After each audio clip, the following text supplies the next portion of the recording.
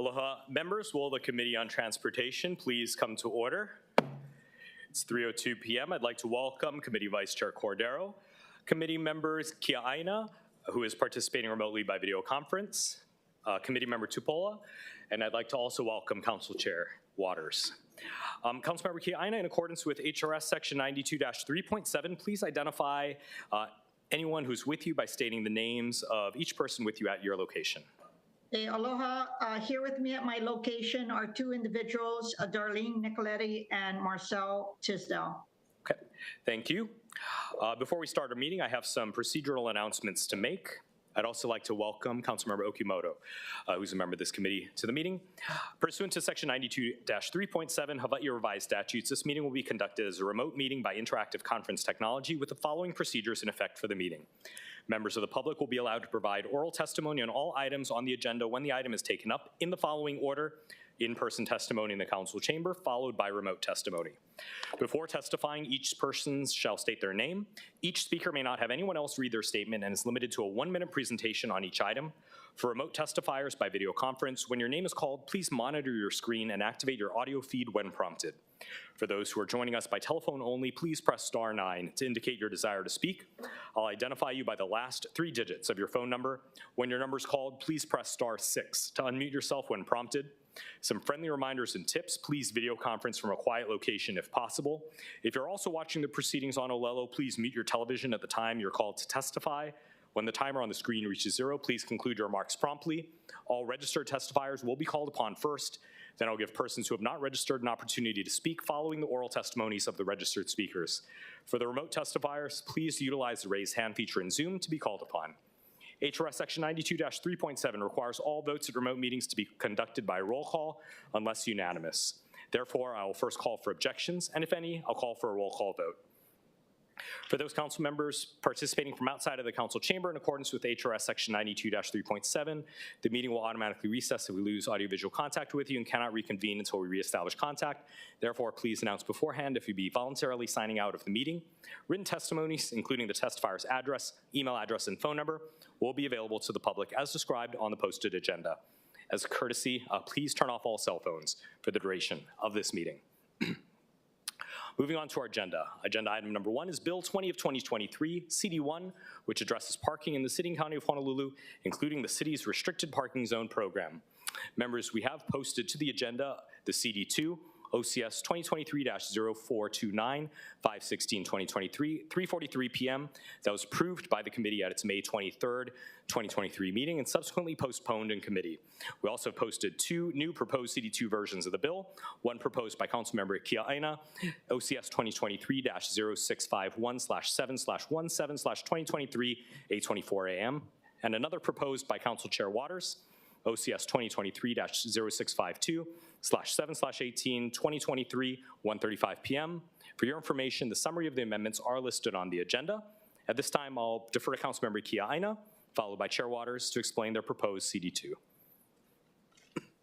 Thank you, Chair, for giving us the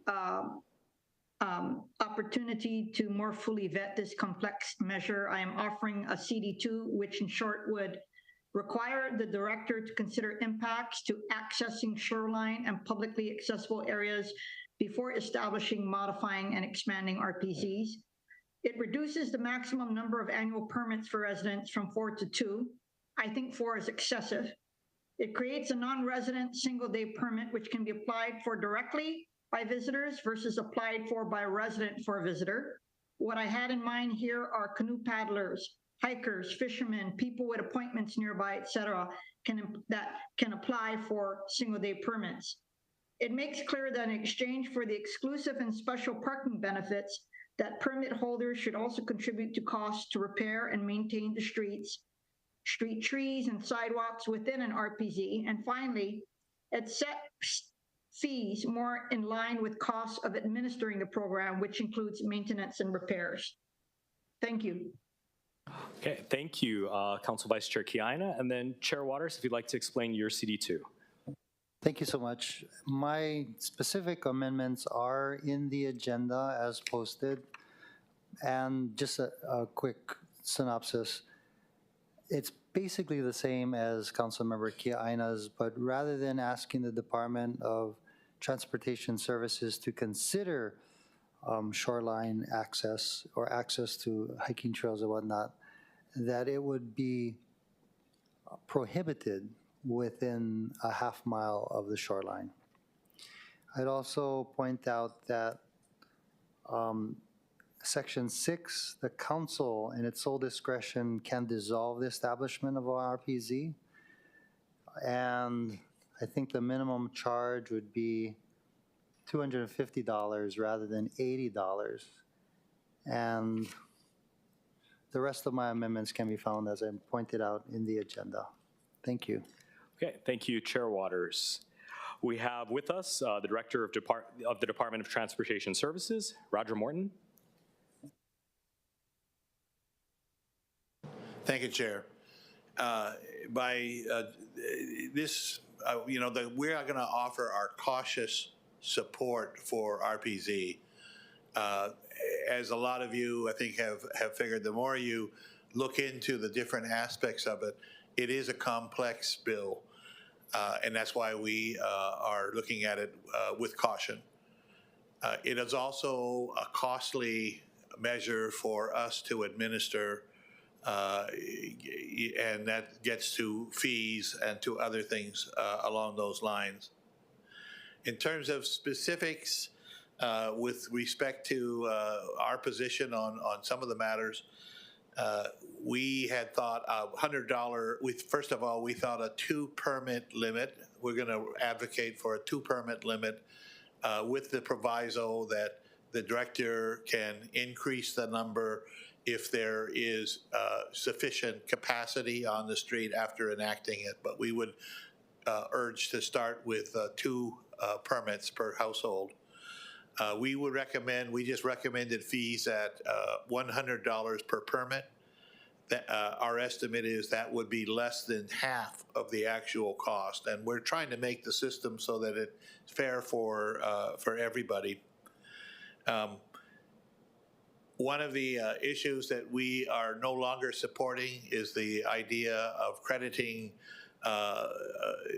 non-RPZ users with some type of credit that could be harvested through HoloCard. We're just not, as we look into it, we're not going to be supporting that portion of the bill for a number of reasons, including the complexity of determining who would benefit and who would not. Another provision that is not in any of the CDs, but personally I think it would be, and in discussions with the managing director, I think the process that we would recommend would be one where through some mechanism a zone is proposed, whether that be through neighborhood board or council, and the department would study it, would look at the technical parts of the neighborhood, how many, what the parking capacity was, and would provide that report to the council. At that point, we think that some type of affirmation by the council that to go forward with the process would be useful. That could be in the form of a resolution or some other form. It's not in any of the bills, but that's what we would recommend. We do caution that there could be unforeseen consequences with various issues, shoreline issues, other issues, and we have not foreseen that the use of the fund would be sort of provided for other than going into the general fund of the city, so that it could partially support the cost of the program. With that, I'll stop. I'm happy to answer any questions to the extent I can. Members, any questions of the director? Councilmember Tupola. Thank you. Thanks, Director, and thanks for the letter. So what I wrote down is that you guys are in favor of the 2-permit limit, the $100 cost, no credit for visitors, the zone proposal from neighborhood boards, and then a city council resolution to support the proposed zone. Is that correct?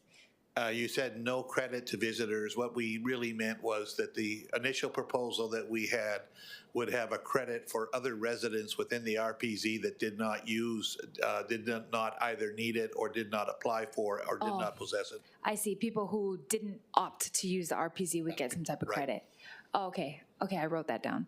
So in regards to your comment about shoreline access, you said in general that you guys said there could be some issues with that. So your position on that is what? We recognize the need to preserve shoreline access. There were competing proposals in the CDs, I think, that one from Council Chair, one from Council Member Kia Aina. We haven't taken a position on either. Okay. But we have recognized that there are even constitutional issues involving shoreline access. Okay, so basically no position on that. My last question was whether or not you support or agree with council dissolution of RPZ zones. I hadn't considered it. I would think that once we had established an RPZ, it would be, if we did our job right, it would be extraordinarily difficult to get rid of one after it had been established. That's just my thinking as a practitioner. Okay, those are my questions, and I'll ask questions later on the next round. Thank you, Chair. Thank you. Members, any other questions? Chair Waters. Thank you. Good afternoon, Director. So I'm just reading your letter on the bottom paragraph. Under the proposed CD2 versions of Bill 2020-23, the administrative costs are estimated to start at $194,486 annually for labor and materials, or $278 per permit if 700 permits were issued. So why then are you suggesting that the permit only cost $100? Because other than that, I mean, just using common sense, the taxpayer outside of the RPZ is going to finance this program and not get any benefit whatsoever from the program. Is that an accurate statement? That's an accurate statement. I think that the $100 was in reaction to an earlier proposal for $50 to start.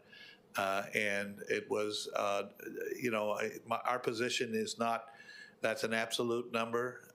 And I do recognize the inequity of having people purchase parking spots and then paying a discounted rate for what it actually costs to provide that. But that was more of a reaction to a lower permit. And if we go ahead with the proposal at $100, where do you get the money from? Is it going to come from some part of your budget, obviously?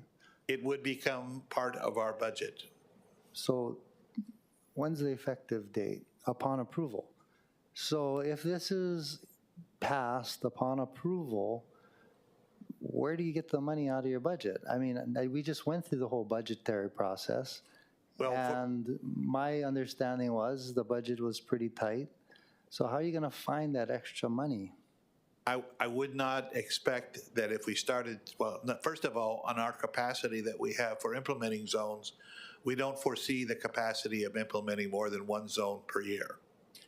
That's number one. Well, how do you choose who gets that one zone? As I say, my suggestion was that that zones be studied and report to the council, and the council make an affirmation of going forward or not. But regardless of how many the council went forward with, and I hope it wouldn't be a crazy number, that our capacity would likely be one, and then we would need to probably, absent anything else, the department would need to choose which ones that we were going to implement. Because here's the problem that I see, that if you charge $100, which isn't enough to support the program, why wouldn't everybody across the island I get a guaranteed parking stall right outside my house for $100 a year? I mean, I would think everybody their mother, cousin, brother, sister, everybody going to apply for one of these. I mean, I guess that's why you're also saying you're limited to 2. But for $200 a year, I get 2 parking stalls, Garen's Ball Barons, right outside of my house. You know, the problem is everybody's going to apply for one of these. We would probably not look favorably upon an RPZ unless there was an outside influence that was impacting the parking. In other words, Well, where in the bill does it say that that has to be a problem before someone can apply for one of these? I don't think it says that, and correct me if I'm wrong. it says it in my comments or my letter to Right, you. but not in the bill, right? That's correct, and we would recommend that it be included in some way into the bill. But absent that, I would support that the department would do a technical analysis. We would come up with criteria, and one of the criteria would be whether there was an outside influence that was creating the justification and rationale for an RPZ, so that it didn't become a free-for-all in density neighborhoods where there was not an outside influence, but where there was an acute parking problem. We don't think RPZ on equity grounds is an effective way to solve that issue. Well, any residential neighborhood that is next to a commercial area is gonna experience similar problems. And that would be extenuating circumstances, I'd imagine, right? Because you cannot park in front of your own house when the employees of the neighboring businesses are parking there because they don't want to pay their commercial rate. So I can see that happening. Right. Also, but I mean, I'm giving you a hard time just to illustrate that this is a complex issue. Absolutely. And the idea that you have that each individual council member come up with a proposal, DTS studies it, figures out how much it'll cost, because basically HPD has got to come down and enforce and then tow, right? And then who pays for the towing? Probably the offending car owner. But I appreciate your testimony and pointing this out, and the monetary impact. Last question. On the bottom of the first page of your letter dated July 20th, it's $278 per permit if 700 permits are issued. I'm looking at what's been marked as Exhibit A attached to, I believe, one of the committee drafts. And there are numerous streets here. Are these streets accounting for the 700 that you're talking about? The 700 would be in a contiguous area that would be defined as an RPZ. I see. So on average, there'd be 700 permits per continuous area for a continuous RPZ. Okay. Thank you so much. Thank you, Chair. Thank you. Members, any other questions? Councilmember Okimoto.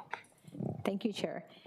Aloha, Director Morton. Just to clarify, I am looking at your comments, and so you're saying to cover the cost per permit, that's the 278, that would be the cost. Am I reading that correctly? That's our estimate of cost. That's your estimate, but you're asking for only $100. Be happy to take more. You'd be happy to take more, but your recommendation in here was no less than $100. Okay.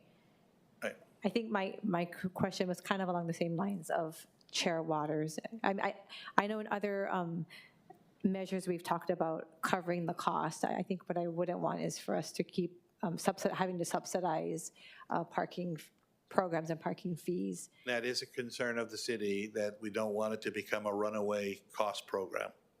Thank you, Director. Thank you, Chair. Thank you. Members, any other questions? Okay, what we'll do now is we'll take public testimony. There's a couple of people who are here in person, and then we'll go online, and then we'll come back for further discussion.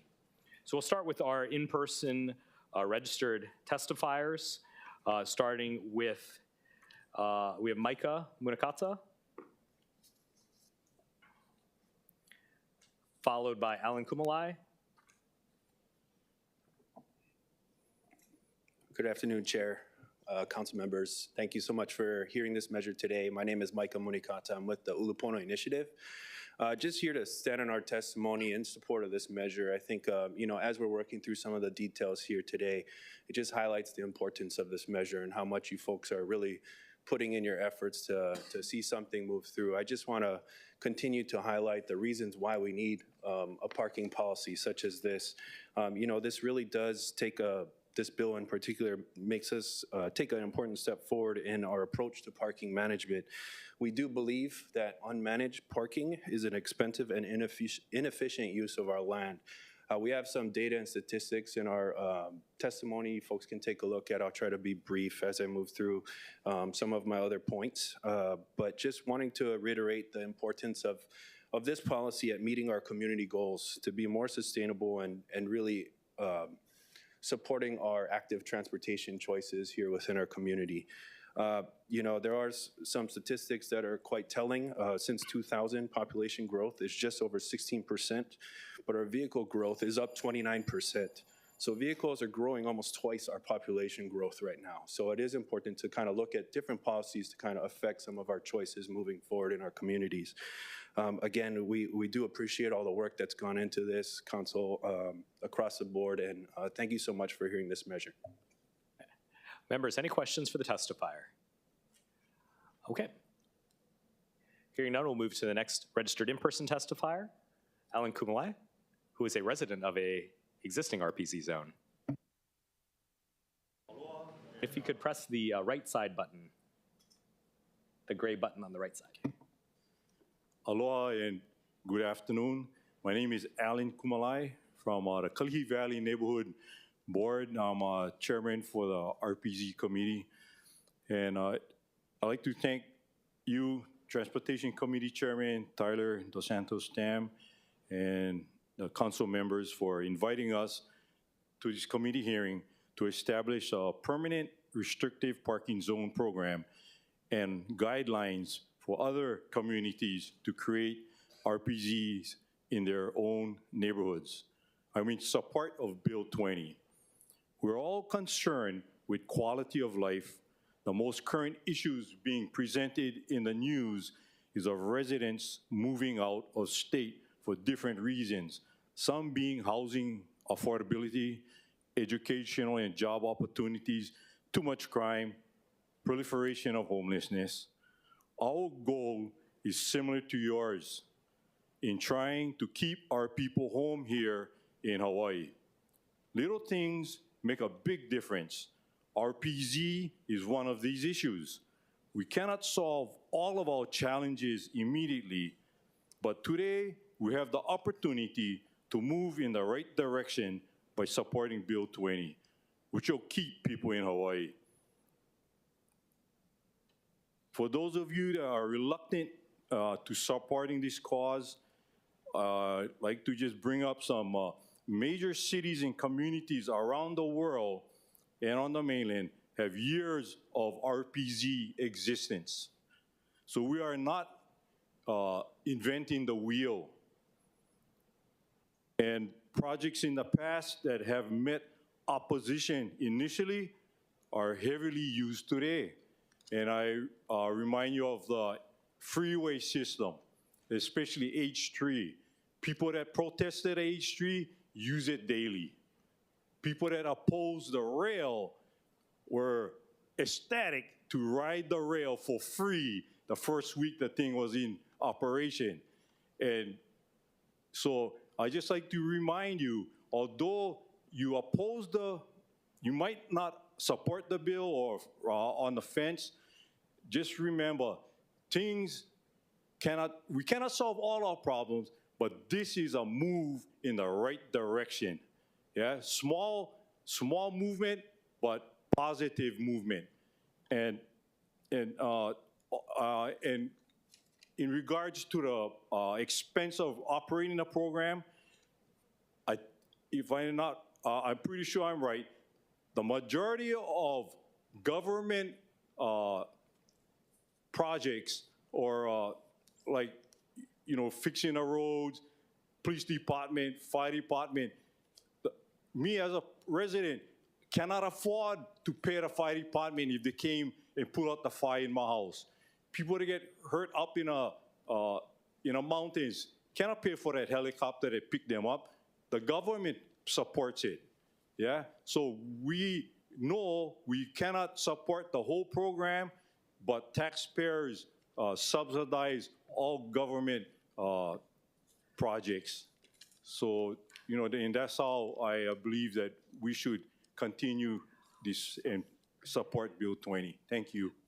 Maybe this is a good segue into questions about the fees for somebody that's in an RPZ zone. But members, are there any questions for Mr. Kumalai? Yeah, Chair Waters. And then Committee Vice Chair Cordero. Also, Mr. Kumalai, thank you for coming down here. You made some very, very good points, and I think all of them are valid. But let me ask you, what was going on in your neighborhood? I mean, I saw you on the news, I've seen you interviewed, and I saw some of the, may not have been you, but Yeah. I know some of the issues, but why is RPZ necessary? What I know you said to keep people in Hawaii, but Quality of life in the community. And I don't know if we had a lot of written testimony sent in. If you read those, that's why I never go into them, because the other people wrote in, and part of the issue was no parking when they came home in the evening after they went to work. No parking in it to park when they came home, and we understand. Everybody understand. Parking on a road, everybody get access to public parking. Even they don't live in a community, they can park. So people park, and they catch the bus and they go out all day. They come home in the evening, jump in a car, and they go home. But then we live next to Kali Valley Homes, and those people need parking too. They, for whatever reason, they cannot get in the housing, so they park in a community.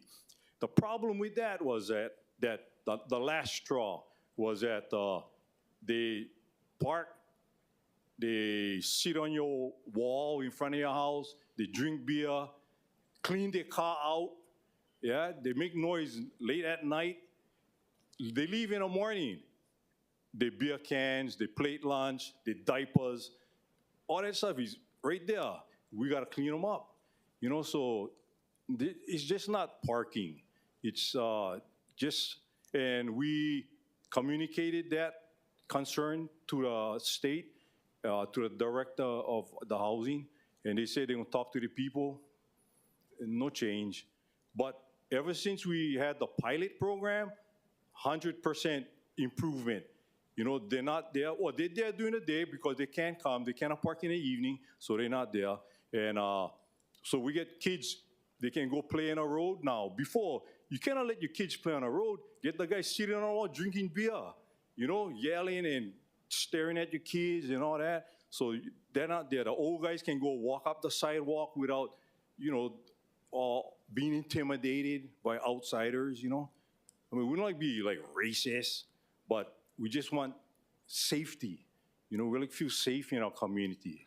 your comments are very persuasive.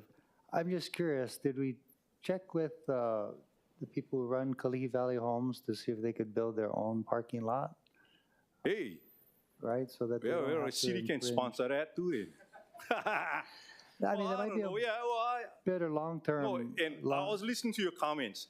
I agree with you, Because where I live in Kaimuki, right by Wailea Avenue, people park in front of my own driveway sometimes. Yep. So I can't even get into my garage. And it's the workers who are working in the nearby businesses. But, I'm hesitant to put an RPZ on my own street. I'm not sure my neighbors would go for it. And it's certainly not as bad as what you just described. But heck, if I could only pay $100 and my neighbors knew that, I think everybody would go buy them. Right. Because why yeah, not? Exactly. But what do you think about the restriction near the ocean? You look like an ocean person. You fish. I don't live by the ocean. I think the concern is from the people that have homes by the ocean, right? And people from outside, they park by their house, then they go to the beach. Like, if you ever go fishing, you got to carry your fishing pole, your cooler, all that kind of stuff. And if you got to park far away. I think I seen some of that in the newspaper. People come through the right-of-ways, right? They get right-of-ways right by the shoreline. And the people that live by the right-of-ways, they got to deal with people accessing their place early in the morning, making noise while they're trying to sleep, or coming home late at night, and Right. if they have beverages, the beverages get tossed over the fence in the yard. The same thing that we had. So I understand. They move the right away to somebody else's house, you know? But the idea would be that you get an RPZ, so only the people who live near the beach, and as you probably know, those homes are amongst the most expensive Yep. in the state. So these beaches are going to be reserved for only the rich people, is my concern. No, but if my understanding of the bill is that each community got to address their problem in their own way. You know, we don't live by the beach, so, you know, we're not worried about the beach guys, but Of course. we did but- ours. So but that's every part of- RPZ got to be modified for the community's needs. So, I guess that's part of the skill in writing these measures, because you can have an intended result, right. but you don't want to have an unintended result. Well, you And set the precedent. the unintended next guys, result right? could be Yeah. that you're denying beach access Right, right. if we allow these near the ocean. Well, that's Or- why we elect you guys, the smart guys, how to write the words so that the thing fit in, you know, you make them, you know, maybe generally, and then so that everybody can adopt the rules in their place and modify them specifically for where you live. But yeah, well, I mean, we don't want to answer. We're suffering, and we're trying to figure this out ourselves. No, I appreciate that. And like I And guys said, grumbling about the $100, you know? I mean, we live in Kalihi, bro. We don't want $100. no, I like I said, you're making some really, really good points. What do you think about the Director of Transportation Services idea where each council member can propose a specific area? They study them, see how much it costs, how feasible it is, and then come back to the council for approval. At this point, what the bill does is basically it gives the director the discretion to create these wherever people apply. Although he said he's only going to do one per year. Well, I'm not sure that really helps either. But I don't know, what's your thoughts? I think we're the first RPZ program in a county, and you know, and this is probably the first time they administering the program. So they're learning, right? They're learning. So so I think his idea was do one, and if they can, do one more next year. And hey, if the thing really is accepted by the community, and everybody said, hey, man, that's a good idea. Let's up our taxes so everybody can have RPZ.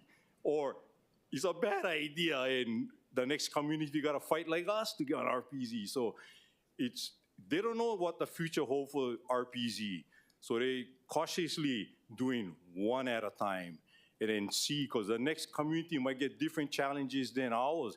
And they got to come up with a different idea, or you guys got to come up with a different idea. And modify the Bill 20, right? You know, amendments and stuff like that. Let me ask you another question. So when a car was illegally parked because it didn't have the permit, and by the way, you guys had a sticker on your car? Is that how We it works? hang them on the rearview mirror. I see. If a car didn't have the proper signage, what happened? They would get, the neighbor would call, the police would come, then a tow truck would Yep. come, and they tow the car away. How often did you have to do that before people figured out that they cannot park over there? Yeah, very rarely. Very rarely. Just Hey, took once or twice? a lot of the guys, once the RPZ sign came out, hanging on a telephone post, everybody that didn't belong didn't come around. And even if they never have the sign, the permit, and we know that's my neighbor's friend staying overnight, hey, we get enough parking, you know, that we can allow outsiders to park, and they're not making trouble, right? That was the main reason for RPZ, for keep guys that kind of making trouble in a community. So we had tolerance, and you know, to let people go. Yeah. Okay, terrific. Thank you so much. Appreciate you coming out to Yep. testify. Thank you, Chair. Thank you. And Mr. Councilmember Kumalai. Cordero, sorry. Mr. Kumalai, hi. Thank you for your testimony and with your experience. And I know that currently as a pilot RPZ, is there a fee right now for? No, as a pilot program, no fee yet. Okay, and so you heard the discussion, yeah, about how DTS stated that there is about possibly 278 per permit if 700 issues were issued. They mentioned that $100, and you mentioned, oh, you know, we don't have $100, but what fee would be agreeable just for you as someone who is an existing pilot RPZ? Director Morton was at the meeting that the community was there. And some guys wanted free, right? Some guys say $50, and then they went up to 80. Now, what we thought was 80 at the meeting, now the proposal is 100. So the participants in the program going to have to either agree or disagree, and maybe come back and request one or to rethink what the fee is going to be. Okay. But I mean, whatever you folks come up with, we got to do, right? Right. And if we cannot afford it, we cannot participate. Right, and as you've heard, and as you've seen through the years, where RPZ from just a pilot to now determining if there's a certain amount of staff needed within DTS, working it out, making sure the program is sustainable, where the program has staff to process the permits and whatnot, and ensure they are able to communicate with all the neighbors to make it feasible. I guess the reason why I'm saying that is I know there's a lot of fees going back and forth, or fee amounts, and it's good to hear that the neighbors are amenable to hearing what it would take to make the program sustainable so that the RPZ is, I guess, functioning, yeah? So I just wanted to ask what you thought. But yeah, I do remember all the different types of amounts that were discussed. So I just want to know what your thoughts are now through all those discussions. It's a wide range. It is a wide range. Yeah. And people will probably pay $100. So until we come up with a final decision, the community. I think $100 in comparison to the 278 that is actually needed is a pretty big jump between each other too, yeah? From free to 278 to 100. So I don't know, I just wanted to just ask that. Thank you. Thank you, members. Any other questions for Ms. Kumai? Councilmember Tupola. So this might not be I don't know everything about the neighborhoods you guys are in, but was there lines for stalls prior to RPZ? You know, like no. So people no parking stalls on the streets. So when RPZ came forward, then was there designated spots? No. So there's still not? Nope. People just know how to park good, you know. They're just good parkers. Oh, that's good. Yeah. I mean, you know, you park, the next guy park close, and then. So it's just no stalls. The RPZ permit is just for anywhere in the general area, not a specific stall. Yeah, no. I see. Okay, that was my question. Yep. Thank you. Thank you. Members, any other questions? Yeah, Chair Waters. Not for Mr. Kumulai, thank you. I do have a question for Director Morton.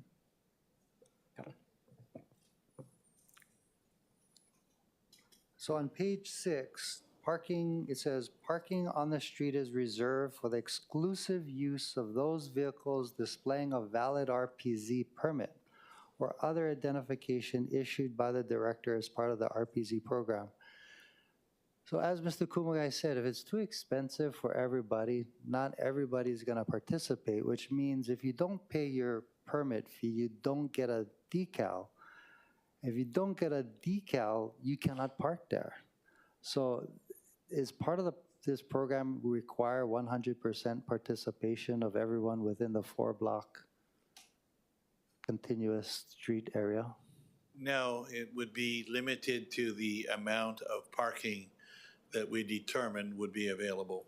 I see. So if you determine within a 4-block radius that, let's just use 100 stalls. Then we would probably So there's 100 stalls available, but only 50 people sign up.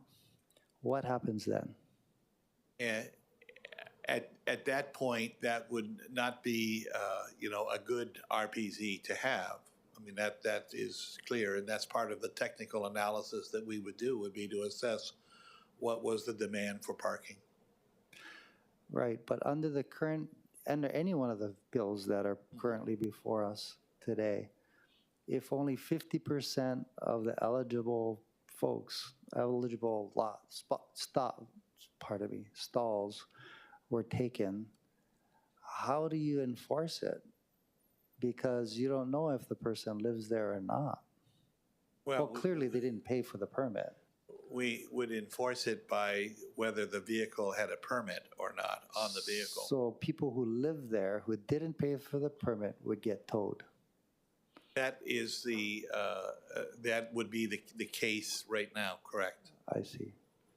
Okay, and that's kind of what I was talking about, one of the unintended consequences that could happen where you get your neighbors getting towed because they couldn't afford the permit. Okay, thank you, Chair. Thank you. Councilmember Tupola. Director, follow up on that. I know it might seem silly, but I just attended a town hall in Kamakana, which is a new community in Kapolei, in between Kapolei and Eva. The entire meeting was about transportation issues that they're having, from speed bumps to signage to no crosswalks. But one of the ones they pointed out was that there is no markation on the ground for stalls.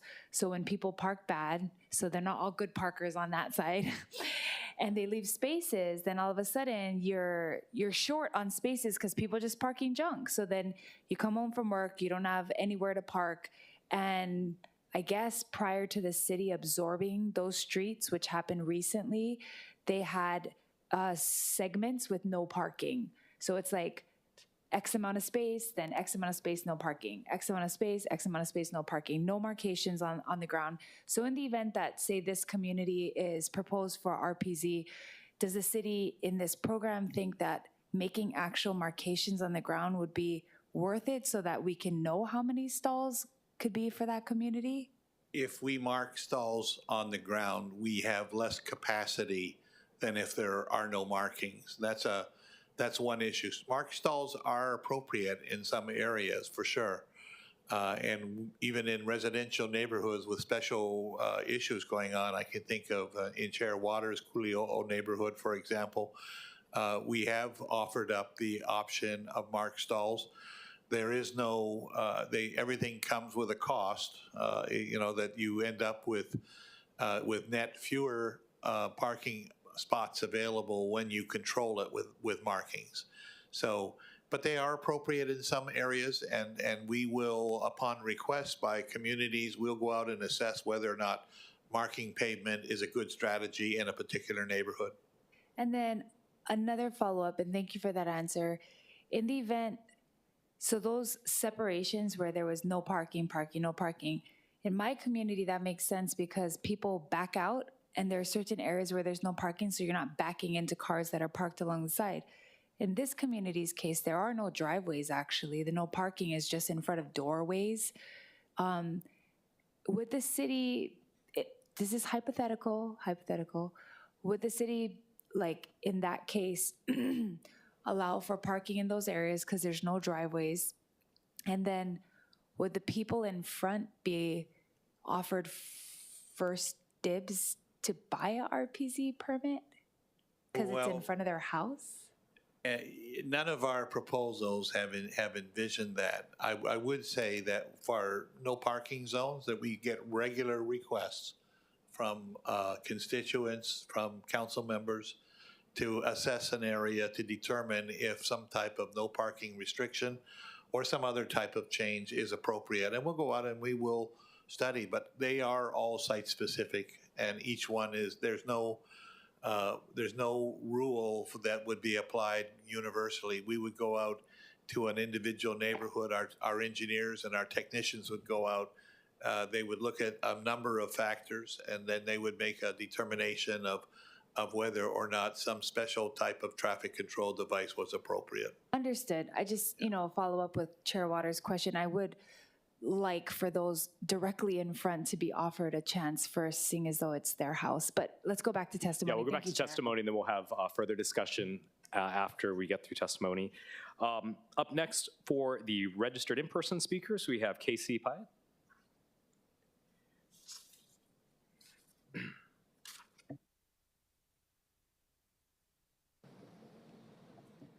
Hi, good afternoon, council members and committee members.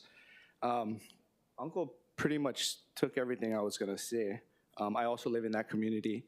I'm actually 3 houses down from Uncle Allen. But yeah, I mean, it's had a huge positive impact on our community. I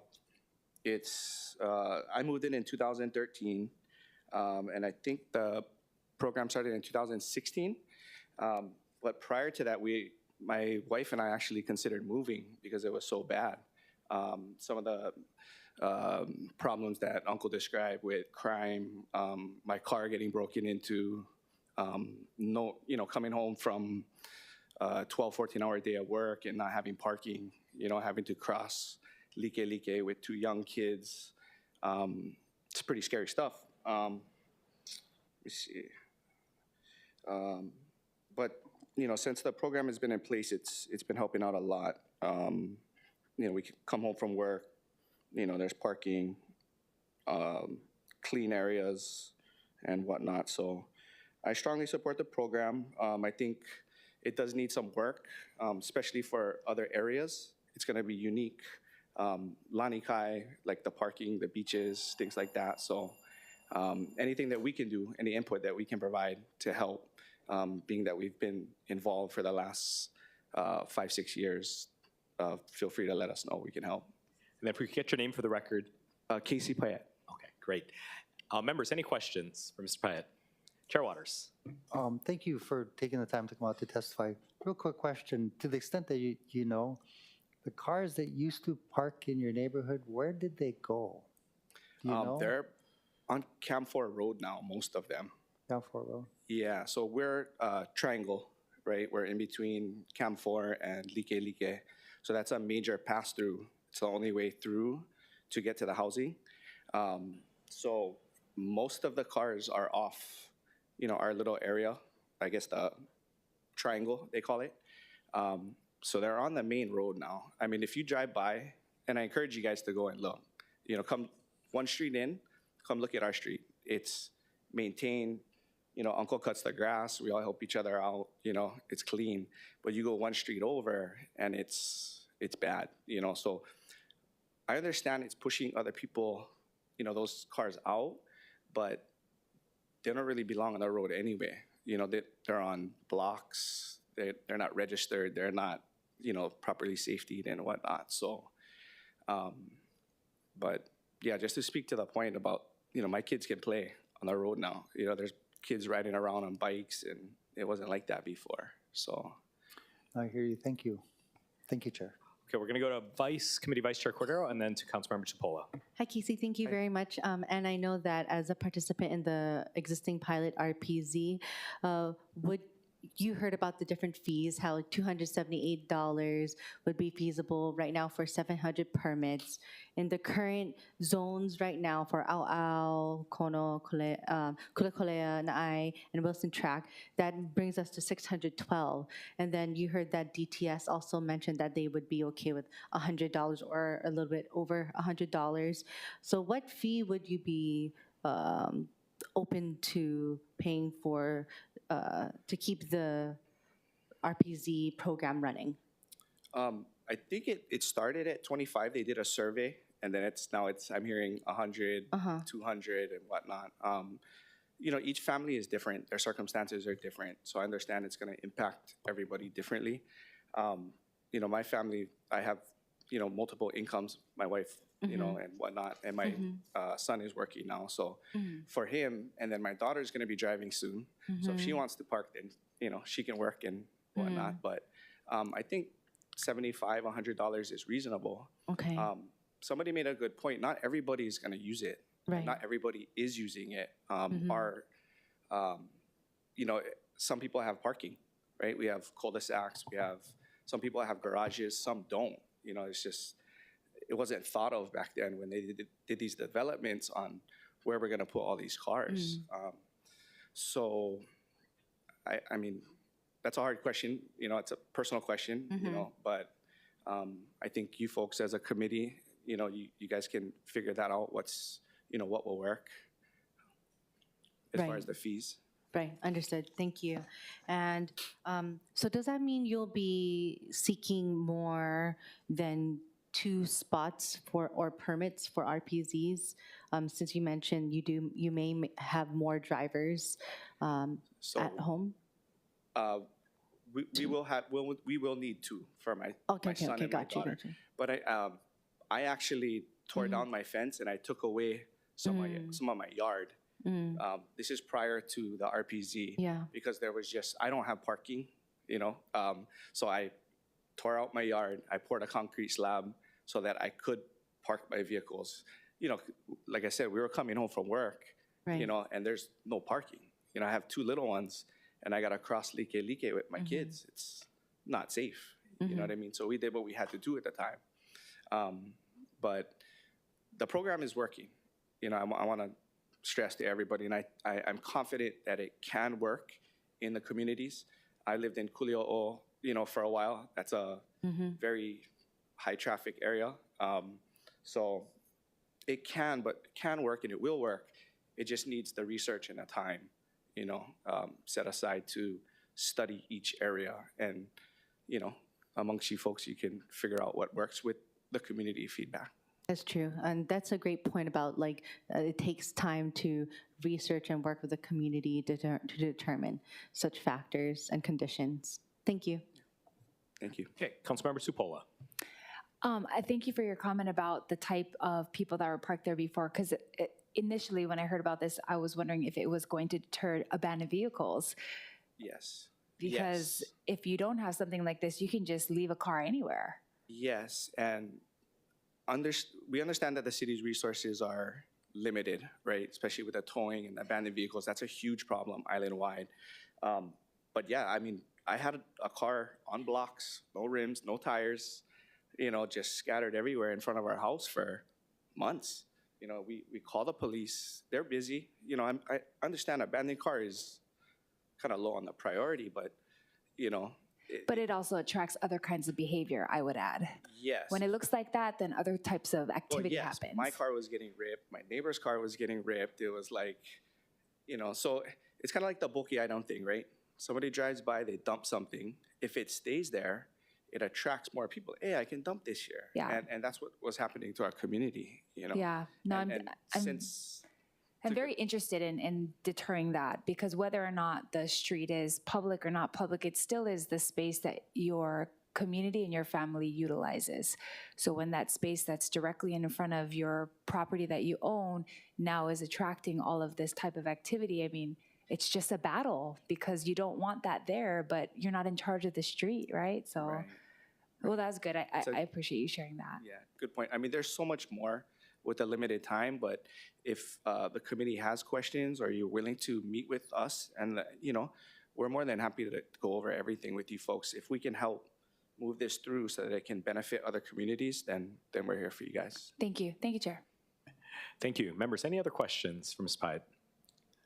Okay, seeing none, we'll continue on with, is there anyone else in the chamber who would like to testify in person on this matter? Okay, seeing none, we'll move on to remote testimony. We have registered Angela Young, followed by Donald Sakamoto. Ms. Young, please proceed.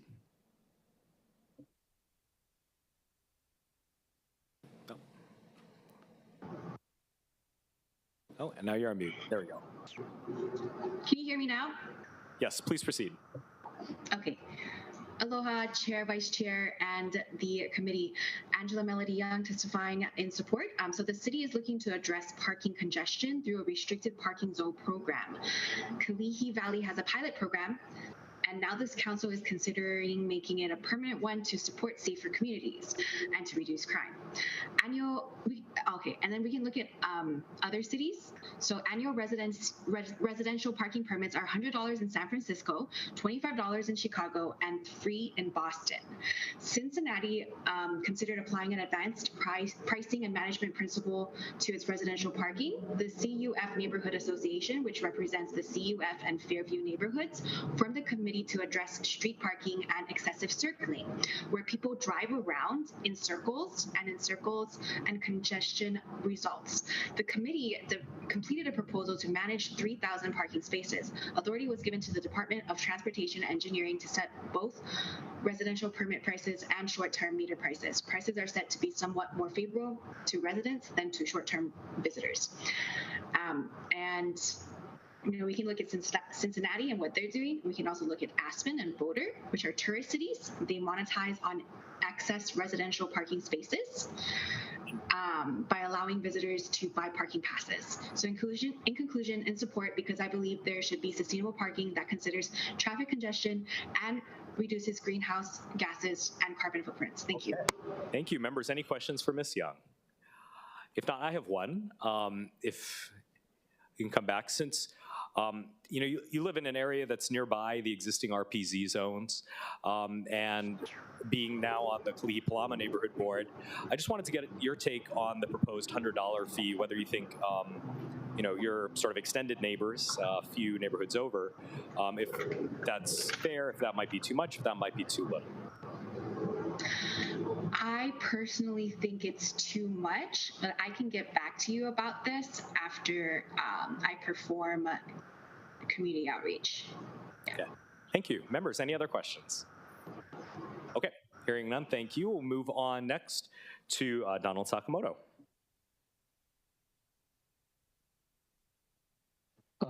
Good afternoon, Chair. Donald Sakamoto. Just newly elected at-large member of Kaneohe Neighborhood Board on the Windward side. My concern is we need more discussion with the neighborhood board, especially mine, on this topic of the fees. We had one incident where we had a boat with a trailer that was parked and abandoned on the side of the street, and it took a long time for them to remove it, but besides automobiles. But I support the bill, but there should be more discussion. I would like to work with my council member, Esther Cayena, and our board for discussion this with the fees and whatnot. Thank you. Okay, thank you, members. Any questions for Mr. Sakamoto? Okay, hearing none, I do note that we have a caller who's on the Zoom, area code 714, ending in 175. If you'd like to speak, please press *9 to indicate your desire to speak, and then press *6 to unmute yourself when prompted. If you'd like to testify on this matter,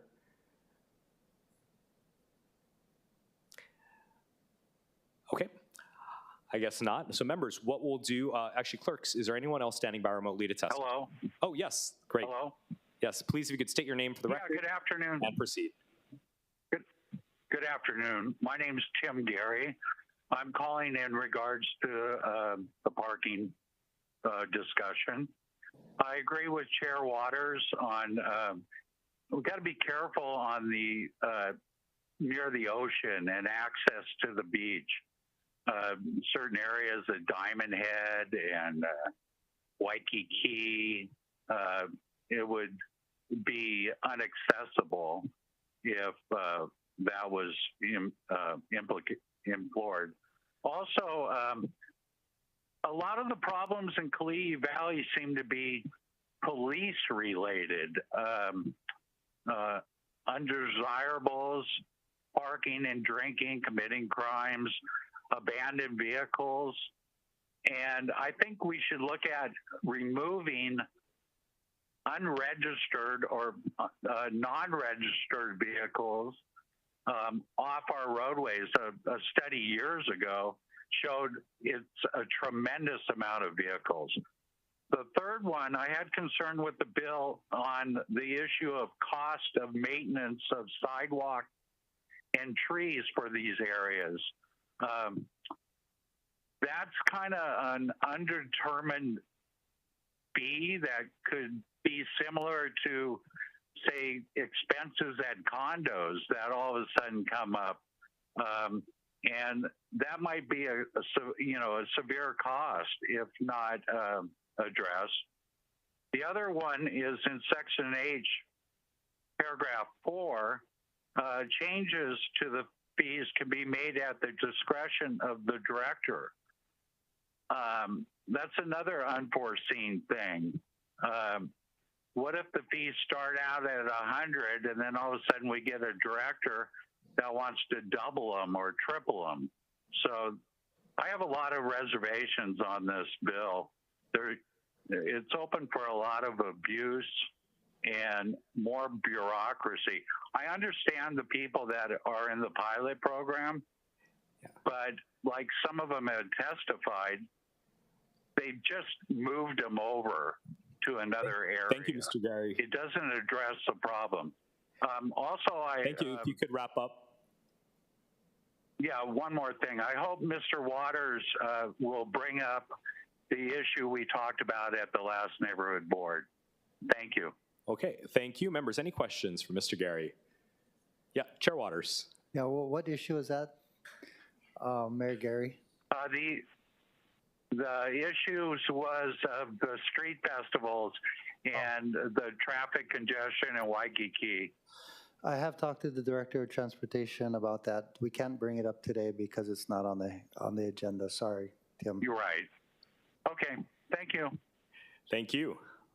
Okay, clerks, is there anyone else standing by remotely to testify? Mr. Chair, there are none. Okay, therefore, members, we are back in discussion. Let's see, when we left off, we had questions from Councilmember Tupola. Do you have any more questions? And then we'll go to Councilmember Okimoto. I don't think I have questions for the director, but I just wanted to make comment that I think the issues that happen in Kalihi also happen in Waianae. So I just wanted to say that I don't know if it's area specific as much as many of us battle with the correct usage of our city streets. I do think that there are issues with abandoned vehicles. I'm highly allergic to them. And I think that they definitely end up bringing a lot of things to our communities that we don't like. So I am still a little hesitant about some of the portions of this, but I think moving forward into another expanded area, similar to how they piloted it out in Kalihi, wouldn't hurt, because then we could see it work in a different community and see how that goes. So definitely somewhere in the middle, thinking that if we continue to move and work together with the department, we can come up with something good. Thank you. Thank you. All right, Councilmember Okimoto. Thank you, Chair. Director Morton, I just had a follow-up question on a conversation that was just a little bit earlier. And just so I understand the logistics of the program that has already been implemented in Kalihi, it appears, you mentioned that there are no marked stalls. And so I was just wondering logistically, how do you decide on the amount? Because in your testimony, you had about 700, but there's no marked stalls. What happens if you issue more permits than there are enough space for cars if there's no designated stalls? We do estimate the number of the capacity, and we set it to a percentage of that. My staff, what was the percent in Kalihi? Yeah, the question is, in determining how many permits we'd issue in a given place, let's say we determine there's 700 capacity, we do a percentage of that, right? So right now. Right. You can answer, I'm Chris Clark. I'm the Chief Planner in the City and County of Honolulu Department of Transportation Services. So in the pilot program, we have issued about twice as many permits as there is space available to park now. And we're assuming that depending on the fee, there'll be less people that actually take the permit than there are now because there's no price associated with it. So that's where the 700 came from. Let me speak to that too. Sorry, okay. And Chris brings up a really good point. When it's a free program, people will overconsume because there's no consequences to overconsuming. So people in Kalihi do have 4, 5, 6 permits per household. And that's not a best practice at all. It's just the nature of the pilot. That's a free program. And it was our first, endeavor at trying to figure out how to make this work. But it's one of the observations that we have. We don't think, and it's why we have recommended initial 2 permit per household rather than leaving the number wide open. And so if you issued a 2 permit household, I know some of the proposed amendments to the bill had different fees for subsequent cars. Is that what your thought process is, or just the same amount for each, or for both? I think the idea of an escalating fee is a good one. We didn't have it in my recommendations for only 2, but certainly if there were more than 2, then some type of fee escalation for additional vehicles would be appropriate. But it's every neighborhood is different. In many neighborhoods, there's multi-generational housing, and there is tremendous demand in certain households. So there is no one program that would satisfy everybody. And I think we just have to come to grips and pick some rules and try them out. And as someone said, because we are doing this gradually, I think going forward in a real careful way would be a good way to learn more. Each community will be different. And just to follow up on the question that I had asked, you had again said 700.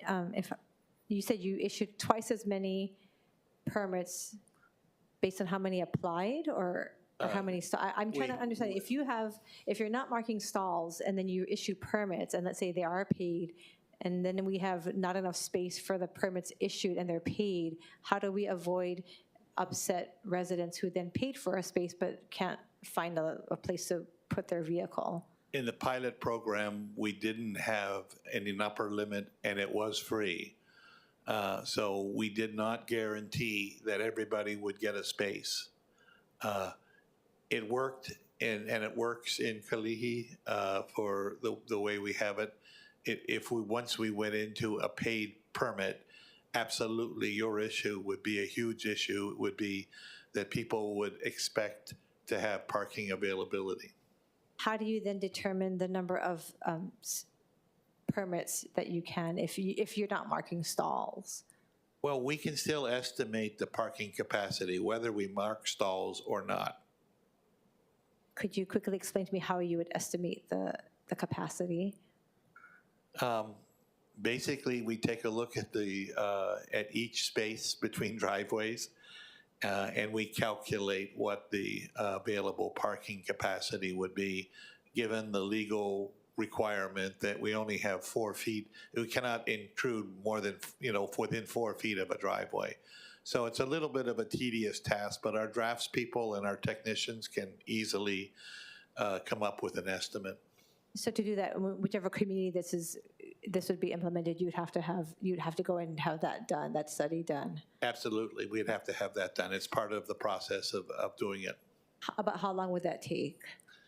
It's not as long as you think once we get to it. Of course, if you are backlogged with 30 other projects that you're trying to work on, then you tend to get in line for those. But we have reduced the time that we can perform a traffic analysis in a neighborhood like that quite a bit over the last 2 years. We were backed up a lot under COVID, but we have reduced our backlog a lot. Thank you for answering. And where would the fees be collected? The fees would be, our process would likely be to try to design an online method of issuing the permit. We would use some types of Q codes that we would generate on the fly, and that would be that's the method that we're thinking of. If this program is approved, then we would have to go through an implementation process where we put that all together. Okay, thank you, Director. Thank you, Chair. Thank you. Members, any other questions? Chair Waters. Thank you, Director. While we are debating and considering Bill 20 and the numerous committee drafts, is the Kalihi community that came out and testified today, they're still in the pilot program. Nothing is going to change for them while we do this process, right? That's correct. Technically, the pilot program has expired, but we have, working with HPD and working with the community and the district representatives, we continue to support the pilot program, and HPD continues to enforce it. Oh, terrific. When did it expire? 5 years ago? 5 years ago? Something like that. Yeah, it's I been see. expired for a long time, but we made a commitment to take it. And it goes to my comment too, that if you do implement a zone, it's very, very difficult to undo it once it's done, because people's expectations are that it's there, and you can tell by the passionate testimony of some of the folks from the Wilson Tract area. Based on the testimony that we heard today, as I mentioned, it was very persuasive. We should keep it for Yes. sure, and we saw the positive benefits. While we're working on a long-term solution, can we simply extend the pilot program for these people and impose a fee as determined by the committee today or by you and your department? Well, I think we would need ordinance authority to do any type of fee. But I think it would be in council's purview. But I would need to go back to Corporation Council to answer that specific question. It's not one that we have considered. Because that might, one, do two things. One, buy us more time to make sure we get this bill right. And number two, we can experiment. Say start at $50 and see how many people actually participate, or at $100 and see how many people participate. It might be a good opportunity to figure that portion out while it's still a pilot program before we move forward. Because initially, my CD says no less than $250. But based on testimony today, I've changed my mind that perhaps that's not going to work. That's one point. The second point is, I like your idea of you get to determine where these RPZs should be, and after deliberate study, right? Because again, what the folks who testified to today, they have legitimate concerns, and this program worked for them. I'm concerned that if we open it up to everybody, even though the department is saying we're only going to do one per year, what if a community doesn't like your answer and decides to sue you? Some communities have the resources to do that and say, well, the law authorizes this, and you're not giving me equal access to this law. You know what I'm saying? But if you had the discretion to do it, and by the way, it says TDST3, and it was sitting on my desk today, which kind of says that after just reading it through today.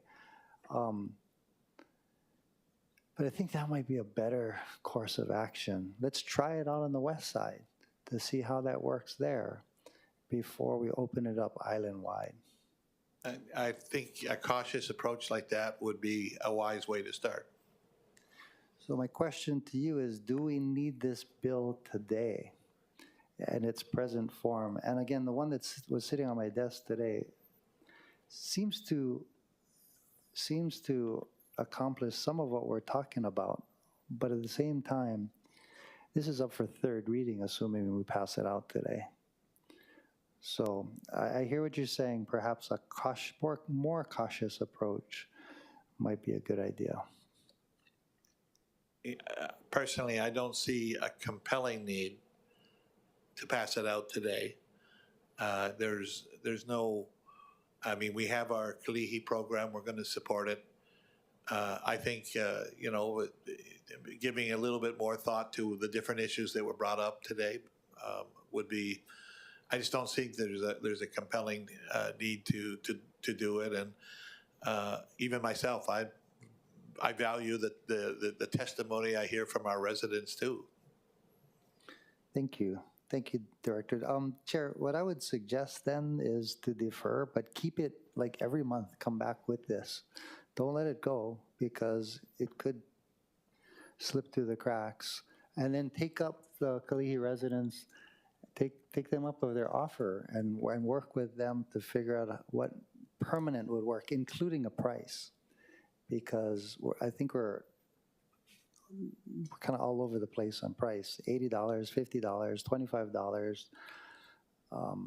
$250. It costs $280. How much can the department afford today as well? Because we don't have anything in the budget, or do we have anything in your current budget to take care of this? Do you have to take money from other areas, whether it's road maintenance or whatnot? This is not an overnight project for us, for sure. We have resources to study.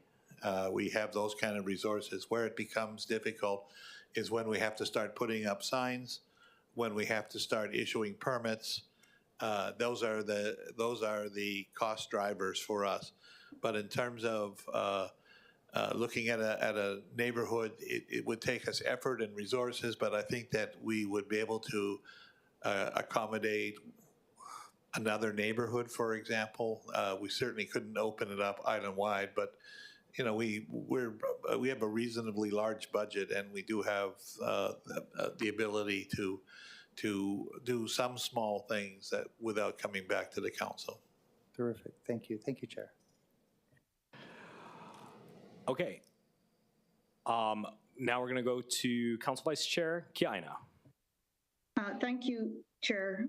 I will defer to you on your decision-making on whether we take no action or whether we take action on either of the CD2s. I do want to say that Chair Waters' CD2 includes most of my provisions, and his provision relating to the shoreline prohibits rather than my approach, which was to consider the impact. So I just wanted to note that I do support his CD2. With regard to the fees, if you did move something, I think it would be prudent to move the recommended amount that DTS has approved. But if you determine not to move anything, I'm okay with that too. I did want to continue the dialogue, but I think a lot of members, including myself and Chair Waters, put some time into thinking about it, and so has yourself as well as your staff. So I just wanted to let you know my preference between the two CD2s if you did take action, except for the fact that I think we all need to modify the fee structure to reflect what DTS has recommended. That's my recommendation. And after you take action, Chair, I will be getting off of this getting off of the Zoom call. I'm on East Coast time right now, and so I will be leaving. Understood. So thank you for that. Councilmember Tupola. Yeah, Chair, thank you so much for the discussion, especially ongoing for the past couple months on this issue. Those who have submitted CDs, thanks for that. I do think that adding a fee will actually change the program, and then we'll see what those changes feel like to actually have to pay for a permit. The visitor fee was a little different on a few of the CDs. Some people suggested $80, some people are like $10 is fine. Seems like everyone agrees on the day permit, but I don't think we're gonna really know what's best until an actual fee is implemented. And I would also agree with Chair Waters that cautiously doing it with the pilot first before we just say, yep, these are what the fees are, knowing that we haven't implemented it yet. I do know a few of the areas in my district that would be in favor of this, and I think finding it outside of Kalihi and then seeing what other things we battle would help us to create a more robust and comprehensive island-wide program. So I think we're approaching those steps, and we thank the people of Kalihi for being the guinea pigs of this, because I think they were good to give us the input that we needed. And then now as we expand, and I think that's why, Chair Waters and Vice Chair Kiaina has suggested the shoreline setback is as soon as we go island-wide, we face many other obstacles besides what we see in front of us with the pilot. So in favor of whatever does take place today, but hoping that we can move cautiously. Thank you. Thank you. Members, further discussion. Councilmember Okimoto. Thank you, Chair. I'd like to echo the mahalo to those from the Kalihi community. I learned a lot just based on what you guys shared. And I do think that the fees is something that I've been kind of focused on. I would like to see us getting that more concise. While I understand that it has been a pilot program, and of course, I like to maximize and utilize my dollar to the best. My concern is that when we have the fees too low, if this is implemented, while the residents may not realize it, it's going to come back to us as taxpayers, one way or another, because we have to subsidize. And so if the director of DTS is saying that I think was 297, and we have anywhere between 50, and I think he quoted 297 based on the testimony, but we have $100 up to 250. And none of that really went up to where the director is saying is necessary. So my concern is that no matter what we choose, while it may seem nice to the residents at that time, we're going to have to compensate or subsidize that somehow, and that will be impacting the taxpayers in some way or another. So that's where I think it would be we'd have to work that through a lot. But I do appreciate the input, because to hear that the residents didn't feel safe to go out of their homes, the keiki couldn't run around, and we had people outside of your residence that were at all hours doing things that weren't appropriate for you as residents. I think this is something that we need to really look into to make everybody feel safe in their neighborhoods. I just would like to focus more on how we could get the fees more stabilized. Thank you, Chair. Thank you. Members, further discussion? Okay. Members, seeing that there's no further discussion on our point, I'd like to make a few remarks. So members, just for everyone's clarification, I wanted to provide a quick summary of sort of how we got here over the past several months. This bill has been up for hearing. The last time we heard it was in May. Since then, there have been a number of proposed drafts. So Bill 20 was passed in second reading on April 19th. It was heard in committee on May 23rd. It was amended to the CD2, which was TDST1, as shown in the agenda, and that was postponed to the following month. We heard it again on June 20th, where there were two other CDs that were proposed, TDST2 and EK1. So action was taken on neither of those bills, and the bill was again postponed. Since then, we've received three more CDs, TDST3, EK2, and TW1. All this is to say, there's a lot of drafts circling around, there's a lot of moving parts. So what I'm going to do is I'm going to make a motion to amend the bill verbally and integrate provisions from many of the proposed committee drafts. And I want to thank in particular Council Vice Chair Kiaina for putting in a number of amendments here that I think have made the bill stronger, as well as Chair Waters for proposing a draft of his own. So I'll read them out. There will also be a few last-minute non-substantive changes that came from OCS, so I'll read all of them out loud. So each of these proposed changes will be read aloud before we take action. Before I make that motion, is there any final discussion here? Okay, so the chair recommends that Bill 20 of 2023 CD1 be amended as follows. In Section 4 of the bill, amend ROH 15-30.1 by adding a definition for non-resident single-day permit. This came from Councilmember Kiaina's draft.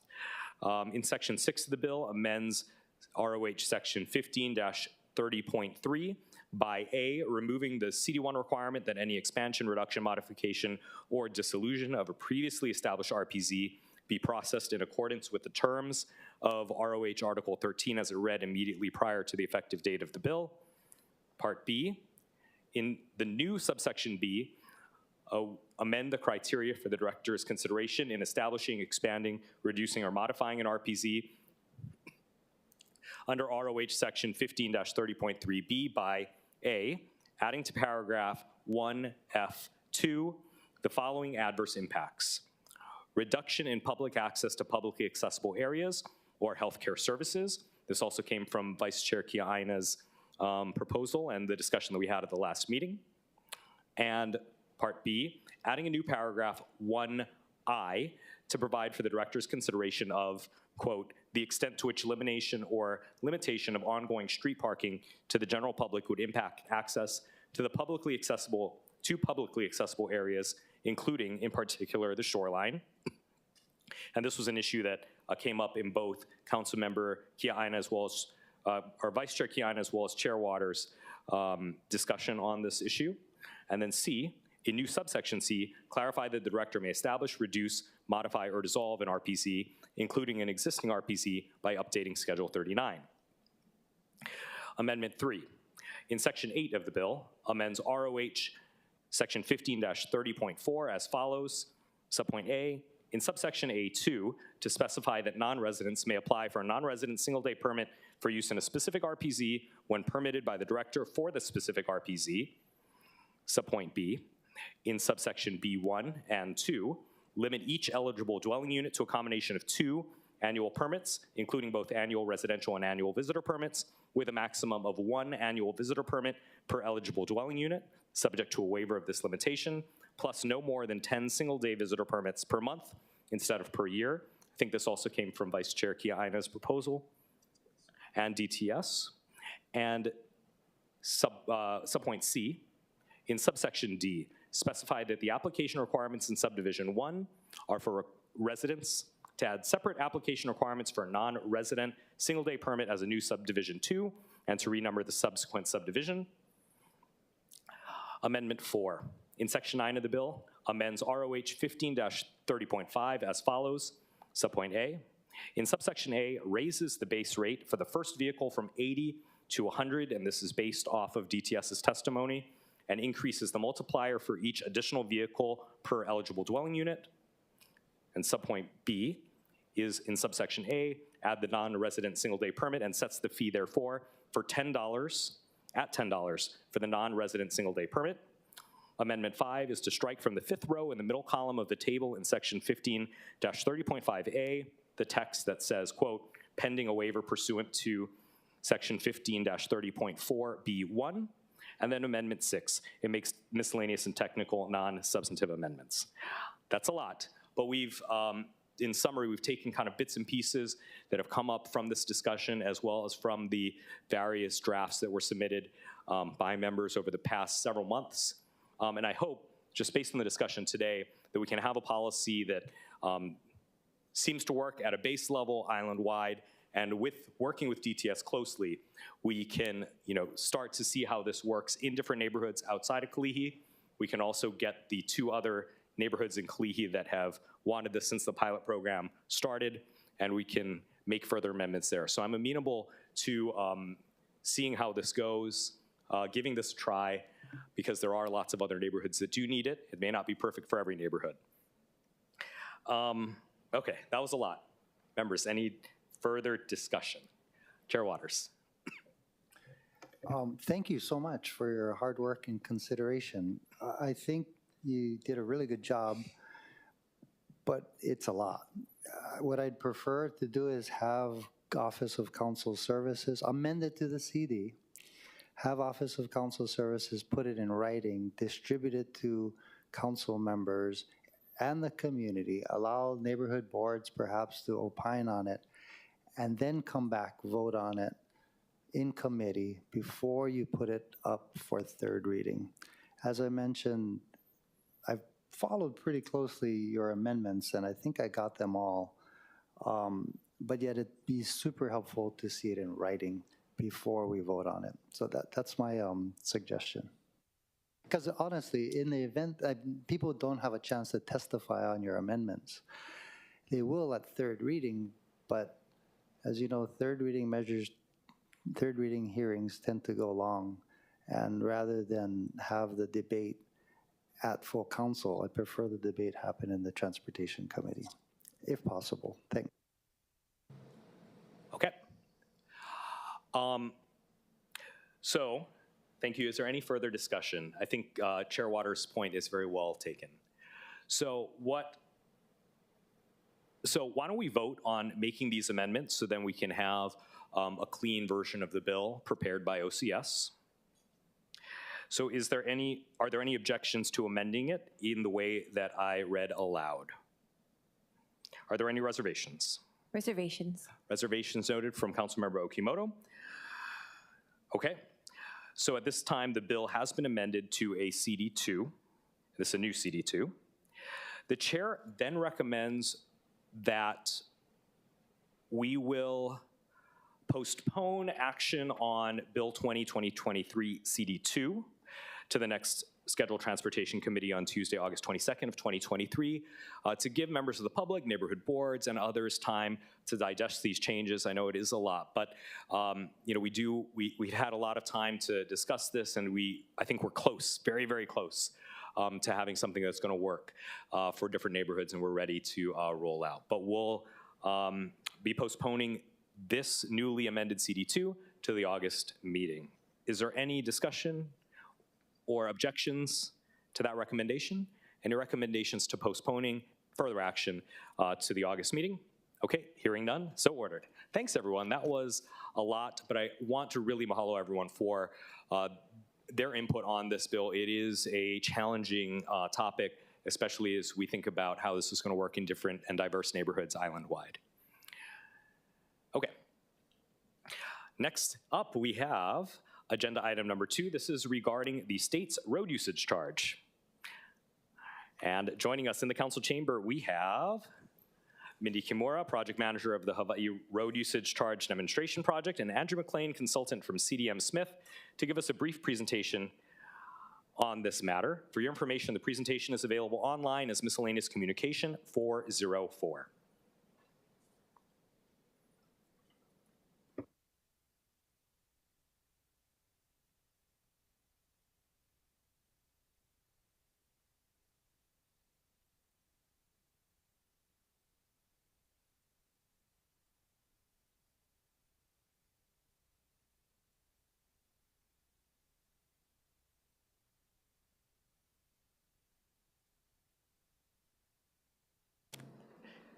Members, I know we've been through a lot today, but I'm looking forward to this presentation, and then we'll also get the agenda item 3 update on rail after this. All right, let's get started. We have the button on the right side, and that activates the microphone. Thank you. All right, let's go. Hi, good afternoon, Chair, Vice Chair, and Council members. My name is Mindy Kimura, and I'm here on behalf of the State Department of Transportation as the project manager for the Hawaii Road Usage Charge Program. So I'm just going to be giving an overview of what we've been doing on a state level to address our funding revenue sources and how we're looking to create a new road system.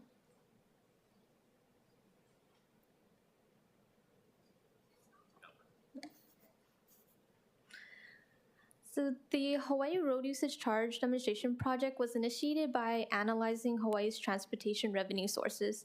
Most states fund for a safe, reliable, and efficient transportation system through multiple revenue sources. And currently, the biggest share of our contribution to roads and bridges are coming from gas taxes. In Hawaii, the price of gas is comprised of 3 different fuel taxes, a county, state, and federal rate, and specifically the County of Honolulu's fuel tax is set at 16.5 cents per gallon, and the state fuel tax is set at 16 cents per gallon. The overall gas tax that is collected amounts to less than 10% of what is paid at the gas pump, and then the remaining 90% is the cost of fuel itself. So a factor of the fuel tax revenue is determined by the fuel efficiency of the vehicles being used. This graph depicts the average fuel efficiency of vehicles throughout the years. As we can see by the increasing trend in Hawaii and moreover across the country, vehicles' average fuel efficiencies are genuinely increasing. A greater vehicle fuel efficiency results in the sale of less gasoline and fewer gas dollars generated for the gas tax revenue. It's predicted that this trend will only continue to increase as EV adoption increases and vehicles become even more efficient over time.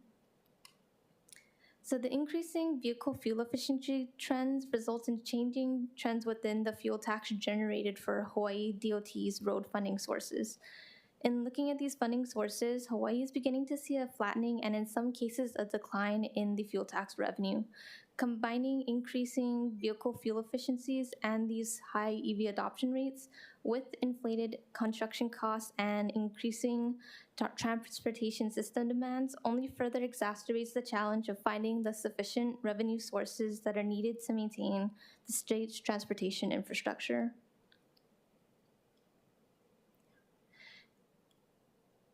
Hence, decreasing fuel tax funds are causing a growing and challenging reliance on other revenue streams such as car rentals, registration, and the weight tax. In 2000, the fuel tax used to be the single largest source of income revenue, making up nearly 50%. As of 2020, the fuel tax share has decreased by almost half, causing the overall revenue percentages to shift towards the contribution of the weight tax and registration streams. With Hawaii's 2045 clean transportation goals, it can only be predicted that the fuel tax share will only become nearly obsolete, which places an increased burden on these other revenue sources. In addition, the improving fuel efficiency of vehicles also further exaggerates the marginality between the existing gas tax inequities and disparities. For example, looking at the graph, there are 4 different vehicles that have all driven the same distance of 1,000 miles. On the left-hand side, owners of older and larger vehicles, which generally have lower fuel efficiencies, pay more in fuel taxes and road maintenance. Moving further to the right, owners of newer vehicles, hybrids or EVs, which generally have higher fuel efficiencies, pay little to nothing. Hence, obtaining a revenue for the transportation system becomes unproportionate and inequitable. However, states are looking at road usage charging, also known as RUC, as a replacement for the fuel tax that ensures sustainable funding and an equitable system for all. There are currently 3 states that have a live RUC program, including Oregon, Utah, and Virginia, and Governor Green has just signed Senate Bill 1534 on July 5th, making Hawaii the 4th live RUC program. RUC is also being explored by many other states in the form of either pilots, demonstrations, or research programs. So before going into Hawaii's RUC program in specific, here are some details as to what a RUC entails. So RUC, which stands for Road Usage Charging, is a per mile fee that charges drivers for the miles that they drive, as opposed to the fee that is based on the gallons of fuel that a driver uses. States across are looking at a RUC system because it preserves the user pays approach, it is more equitable, and it ensures sustainable funding. In the end, a RUC system will provide a long-term solution towards funding our transportation system because the funding source is not tied to fuel consumption. Hence, Hawaii's RUC program, also known as HIRUC, was started by HDOT 7 years ago with the feasibility study. The program was enacted through a federal STSFA grant in 2017, in which counties were partners in the application process. In this study, HDOT conducted 1,500 phone surveys, 14 community meetings, and 10 focus groups throughout the islands. For Oahu, the community meetings were held in Kapolei, East Honolulu, and Windward Oahu. A driving report was then sent over to 350,000 households, introducing the public to RUC and providing a personalized insight as to how RUC would affect them. This was by far the largest and broadest RUC outreach done in any state. This was then followed by a technology test drive, which allowed participants to better understand RUC through a hands-on experience using test driving technology methods. And then finally, a final report conveyed the project's findings and addressed the policy issues and final analysis that needed to be shared with policymakers, federal highways, and fellow states. So as aforementioned, the technology test drive and driving report surveys were tested and sent to all drivers in all counties.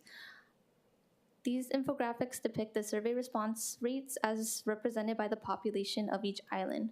For Oahu, more than 270,000 driving reports were sent out to Oahu residents. From this outreach, more than 22,000 Oahu residents sent back survey responses. This was entirely a self-selected sample where responses were not required and recipients did not receive any incentives to do so. In addition, almost 1,300 Oahu residents also took part in the technology test drive. Therefore, a stakeholder advisory group was formed to provide strategic guidance for the HIRUC program. This group comprised of diverse organizations, individuals, and legislators who have a stake in sustainable transportation funding and provided a unique representation and perspectives that were utilized in HIRUC's program development.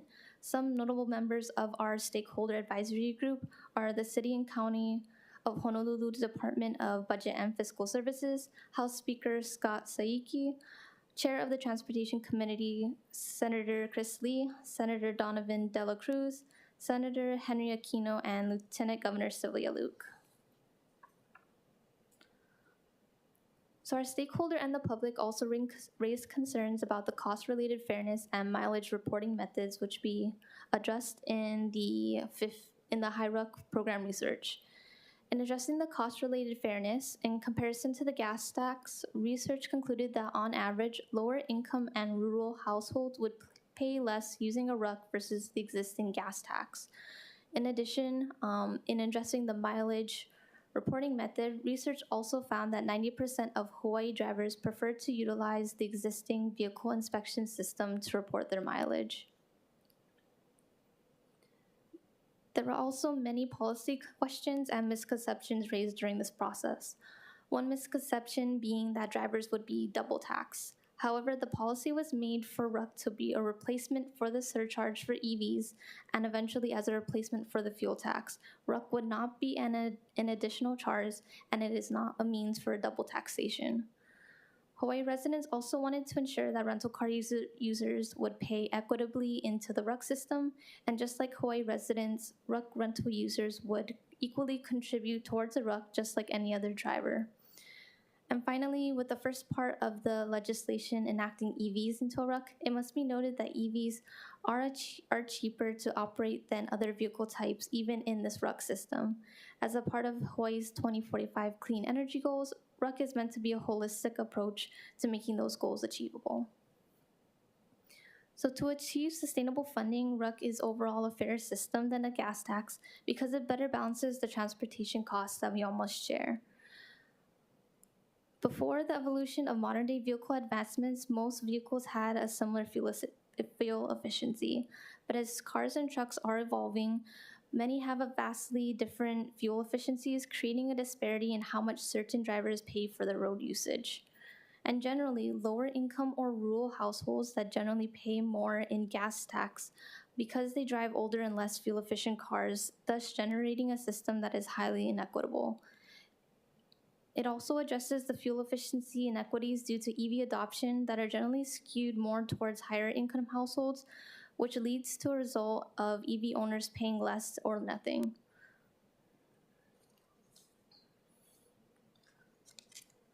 So the final report of the HIRUC Phase 1 project was issued last year, and in January 2023, Senator Chris Lee introduced legislation to begin a small RUC scale program starting with EVs. So the legislation in Senate Bill 1534 mirrors the recommendations of the HIRUC Phase 1 final report, and the bill was signed by Governor Green on July 5th. So what is in the bill? The bill is comprised of the following provisions and 3 key dates.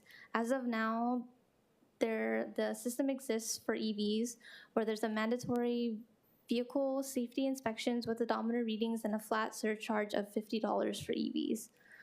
So beginning July 1st, 2025, HDOT must implement a state RUC for EVs with the elimination of the mandatory annual EV registration surcharge. So instead of paying a mandatory EV surcharge, drivers will be given the option to opt into a RUC by either paying the RUC rate, which is capped at $50, or by paying a $50 flat fee.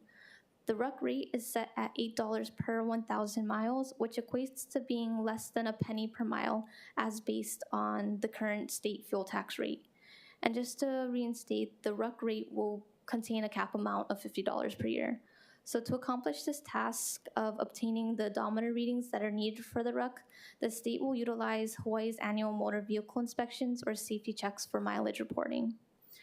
Until June 30th of 2028, EV drivers will continue to be allowed this opt-in choice of paying either a RUC rate or a flat fee. Beginning July 1st of 2028, the state RUC will then become fully enacted and mandatory, in which all EV drivers will be subjected to paying a RUC. However, the RUC cap amount of $50 will remain in place. And finally, HDOT must submit a plan to the legislator to transition all vehicles to a RUC by 2033. This plan must be completed and submitted to the legislator prior to the Hawaii Legislature 2026 session. This plan will be comprehensive and lay out the plan to transition all vehicles to the RUC, and it must also include a plan to eliminate the RUC cap. So moving on to High RUC Phase 2, the overall project will be geared towards the implementation of this live RUC system. To achieve this, the STSFA grant goals are to develop and execute a detailed RUC system implementation plan, to partner with state and local agencies in producing an efficient and cost-effective RUC, to provide information to policymakers to refine and expand the RUC program, and to provide the results of Phase 2 to the federal government, other states, and other jurisdictions so that they can further analyze the different RUC collection methods and program developments. So as HDOT has recently been awarded another STSFA grant for the implementation of the High RUC program for EVs, HDOT will continue its coordination efforts with the counties. In alignment with the final report recommendations and to implement this state legislation, HDOT will continue to coordinate with the county department heads, DMVs, and county councils to implement this bill. HDOT will also partner with the counties to further support their exploration efforts of the RUC system if they choose to. Whether the counties decide to pursue a county RUC to replace the county fuel tax, to take a wait-and-see approach as to how the state RUC systems play out, or to further their options with registration surcharges for EVs or hybrid vehicles. If the county does pursue to replace their county fuel tax with the RUC system, the state is offering the services of our consultants and the services of the state to create a draft legislation for the county bill. And that is all. Thank you.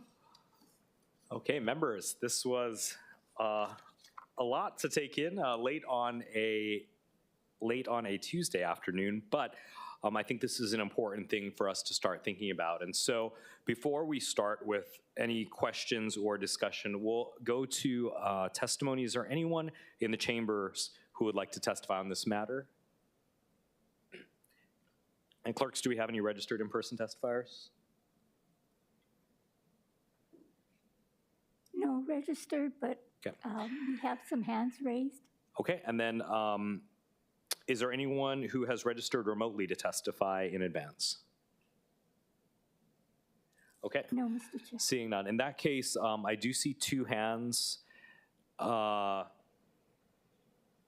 don't know which one, I don't know who they are, but we'll,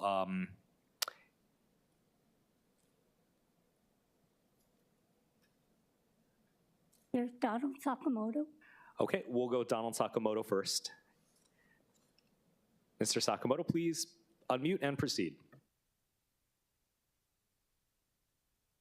Good afternoon, Chair. It's been a long day.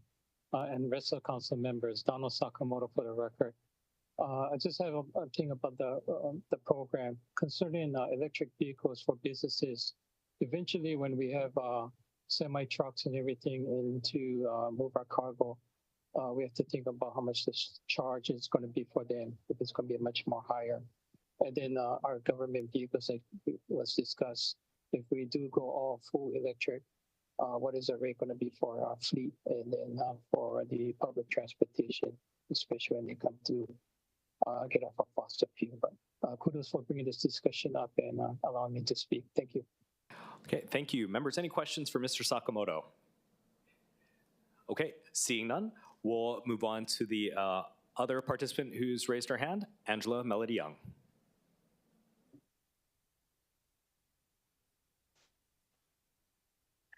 Aloha, Chair, Vice Chair, and the City Council, council members. Angela Melody Young testifying in support. Since the 2000s, states were at the forefront of discussions of the motor fuel tax, the MFT. Motor fuel taxes are taxes levied on gas and diesel. MFT revenue is a good source for transportation funds for the government. According to the National Association of State Budget Officers 2019 State Expenditure Report, they say MFT represented the largest revenue source for transportation funds at 39.8%. Motor fuel tax receipts are declining because EV electric vehicles continue to spark interest amongst buyers. Given these two major pressures on the MFT, states have studied an alternative to MFT revenue. The alternative is the road user charge systems to support EVs instead of traditional cars. These efforts are supported by the federal government through the Surface Transportation System Funding Alternatives Grant Program. Thus far, 14 states and regional pilots, California, Delaware, Hawaii, Kansas, Minnesota, Missouri, New Hampshire, Ohio, Oregon, Texas, Utah, Washington, and Wyoming have received federal grants to explore the road usage charges. And hence, we are also in support. Thank you. Okay, thank you. Thank you, members. Any questions for Ms. Young? I don't know if we're on the Zoom audio as well. If someone, one of the techs could look at that.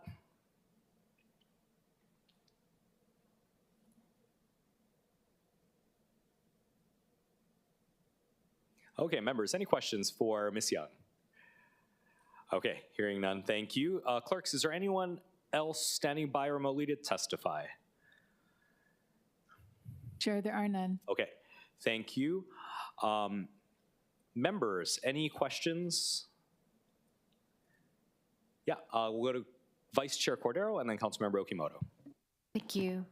Thank you for your presentation. My question is in relation to, talking about the fuel tax. I understand that you're talking about how if the counties want to implement a RUC as well to replace the county fuel tax, but are there already plans to achieve,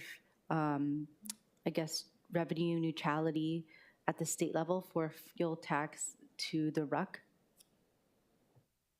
Yeah, so this is what the RUC system is made for, is to get to that level of revenue neutrality, just because we are seeing that huge gap between low-income housing and high-income housing.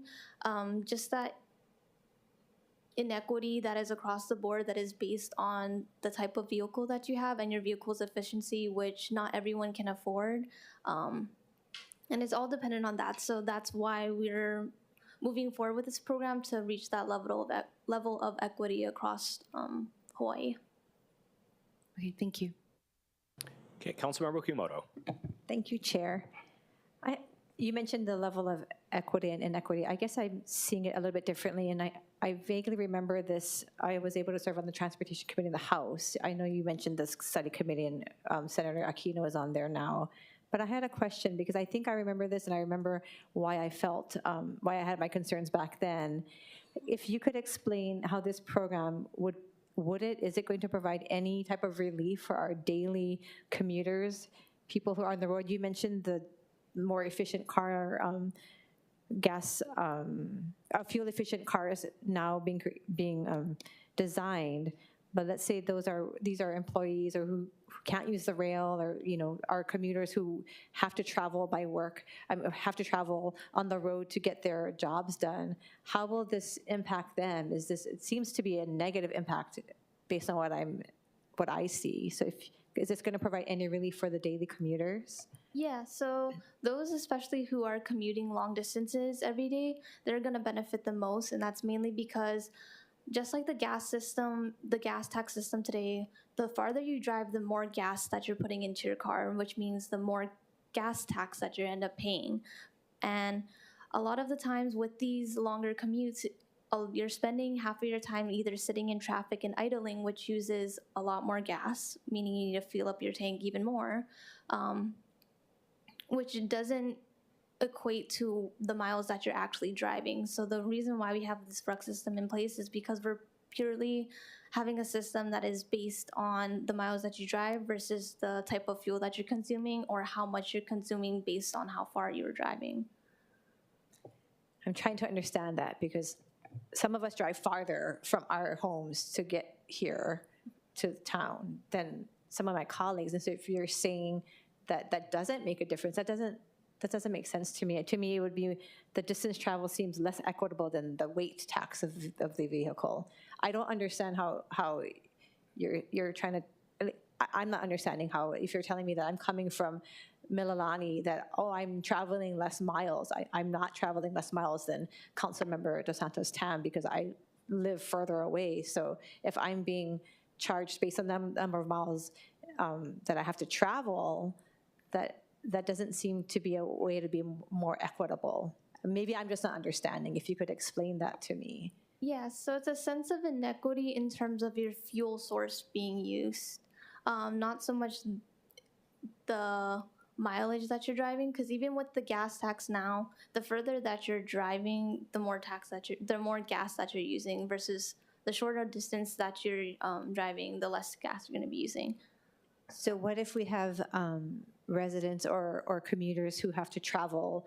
Let's say they're a traveling mechanic or a traveling plumber or electrician, and their source of income is to travel from place to place, and that's essentially, usually that takes up more gas if you're traveling these short distances, but that's how they make their money, and they can't go on the rail or they can't travel on the bus because they have to take all the supplies with them. How does that impact, how will this impact them?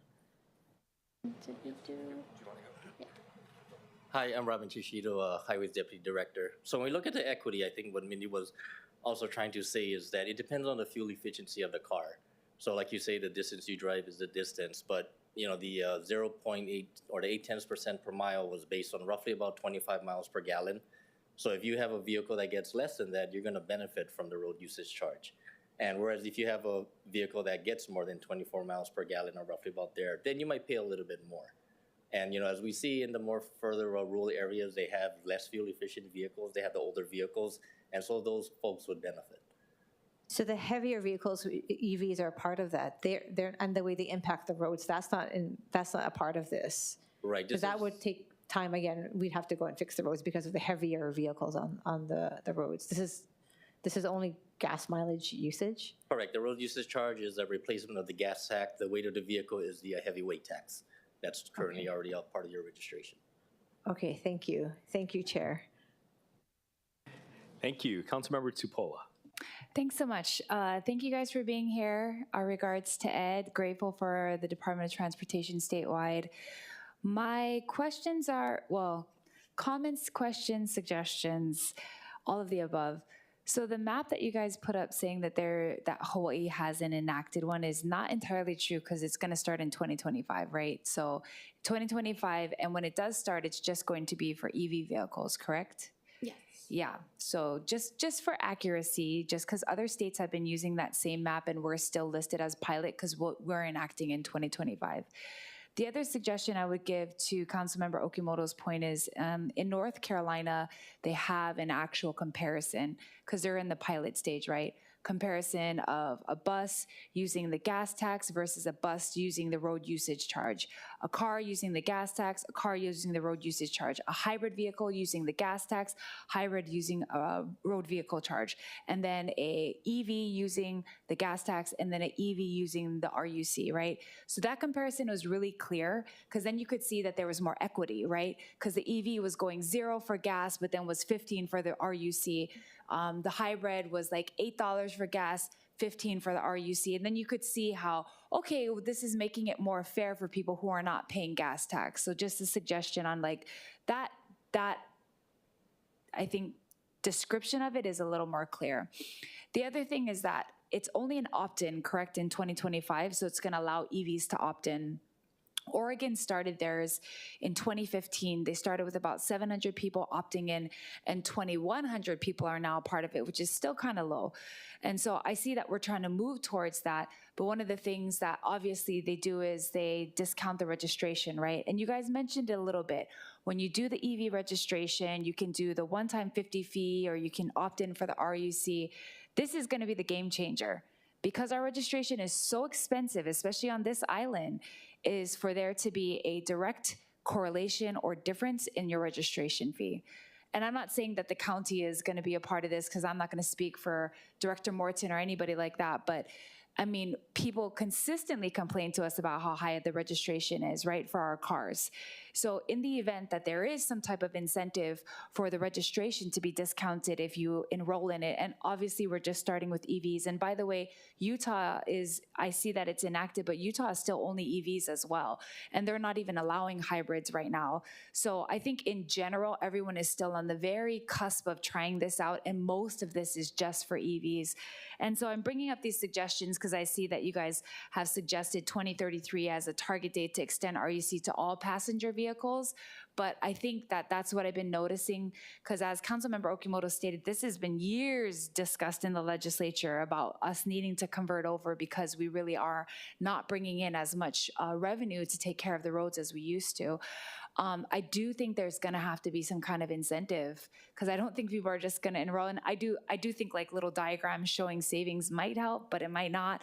But I think if there was a registration like incentive to say, okay, you get discounted registration, whether county or statewide, I think that would be a game changer. So other than that, I mean, I do think that the clarity in the presentation was good. I did read the study that you guys came out with after the pilot. In this one, on the page that says pre-7/1/2025 and then 7/1/2025, it says option to opt into RUC capped at 50 or pay 50 flat fee. Can you just, what does that mean? Yeah, so you can there's two options. Either pay the RUC rate, which is the $8 per 1,000 miles, but the amount that you pay with the RUC rate will not go above $50. So you can either pay $50 or less, depending on your mileage, or the second option is the $50 flat fee. So in other words, EVs right now, they're already paying $50 flat fee for EVs. So with the RUC rate, with the cap of $50, you won't be paying more. So EV vehicles aren't going to be charged more than what they're already paying now. I see what you're saying. You're saying that there's a chance that if they enroll, maybe the RUC might save them some money, but if they go over, they're still going to stay at 50. Correct, yes. Yeah. And sorry, not to belabor my whole registration point, but the reason why I'm saying this is because there are people who pay the same registration as other people who don't drive their car that much. I'm just saying, you know, people who have like, I don't know, cars, older people that don't drive a lot, they're paying still the weight tax of the same person that uses their car every single day. I've talked to our Department of Customer Services that deals with that, and they agree. They agree that for those people who actually have their car at home for the majority of the month or the week, shouldn't have to pay the same as a registration. So just some things to consider as we approach that 2033 date is, I think that registration coupled with the RUC has to be more of a discussion, so that if you guys do continue to make this a voluntary pilot, which all states are still doing, that's probably when you're going to see a lot of people opt in. So thank you for your presentation. Thank you, Chair. Thank you. Committee Vice Chair Cordero. Thank you. My next round of questions is relating to some of the points you've made in the presentation. First off, how did you come up with how did the department come up with a $50 cap? And the reason for that?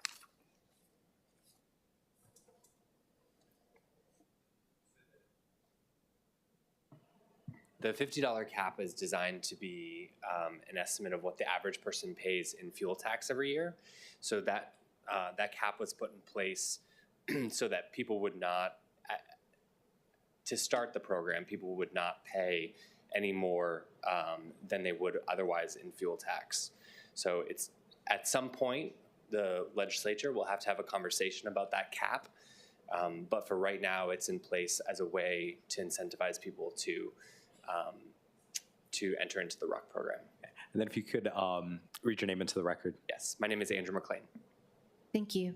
My next question is relating to, I guess, so RUC versus, I do remember receiving surveys like back in the day, I won't say back in the day, maybe like a few years ago, about how DOT was soliciting feedback and surveys for VMTs, vehicle miles traveled. And so is this, is it interchangeable? Is it related, or is it the same? Can you explain the differences? The survey. Yeah. Her question is about surveys. Oh. Yeah. So So are you talking about again, this is Andrew McLean. Are you talking about the mailers that went out with the surveys? Yes. Yes. So those were designed to give people an idea of, depending on what kind of car they drove, to give them an idea of what they would be paying under the current fuel tax, and then also what they would be paying under a hypothetical road usage charge. That particular flyer also provided information about what a road usage charge is, as well as kind of some of the common misconceptions and questions that people have. So that was a 2-page flyer that went out. It also included a survey about a number of different issues, and I believe on Oahu there were I'm trying to remember the exact number. I know that there were about over 20,000 surveys that came back from Oahu residents, and it was mailed out to several 100,000 on Oahu. Okay, thank you. I'm just asking about the VMT that the DOT was, I guess, soliciting for information, because I received those survey requests versus survey requests and mailers, and I don't think I remember these survey mailers and requests, but is the vehicle miles traveled program different from the RUC? No, so those two terms are used interchangeably. The road usage charge in different parts of the country is called the vehicle miles traveled. In other parts of the country, it's called a mileage-based user fee, but it's all the same program. It's the same policy. Okay, and when did that change? Because I know that the surveys that went out for the VMT, I think there were like phone call-in numbers back in the day, as well as in-person meetings and other types of community engagement. So when did we start to change that, I guess, term and program? Well, as far as I know, the Hawaii Road Usage Charge Demonstration Project has always used the term road usage charging. Sometimes there are some people that refer it as a vehicle miles traveled program, but generally speaking, the HIRUC program has always referred to the term road usage charging. Okay, thank you. Okay. Members, any other questions? Okay. Well, seeing none, I want to thank the presenters for this. I think it's a really important discussion for us to have, especially in the context of how EV adoption has really taken off, how we're trying to get more people into EVs, and how this impacts the fuel tax that helps to fund various programs here on the city level, especially around the transportation space. And so I think it's important for us to start this conversation, and as the state continues to implement this program going forward to 2033, I think this is something that we're going to have to keep a close eye on and really understand to make sure that as a state moves towards this, that we as the county, as well as the fellow counties, continue to have this option and are weighing all of the possibilities. So, thank you. Okay. Now we'll move on to agenda item number 3 regarding public transit operations since the opening of Skyline on June 30th, 2023. Much like rail itself, this is a long-awaited update. So joining us in the council chamber, we have Director Roger Morton and Deputy Director John Ochi from the Department of Transportation Services to give us a brief presentation. The presentation is available online as Departmental Communication 550. And we can go through it fairly quick, I think. Hello, Chair and Committee. I will try to be as brief as we can. I know you guys have had a long day, but I want to be open to any questions we might have, so we can go right into the presentation. Do we hit share or?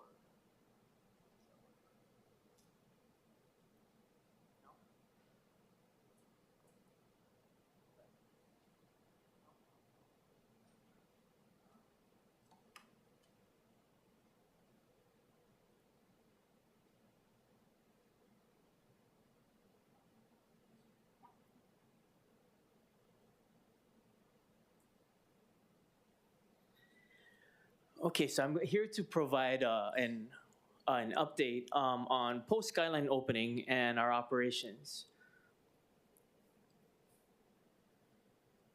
And this is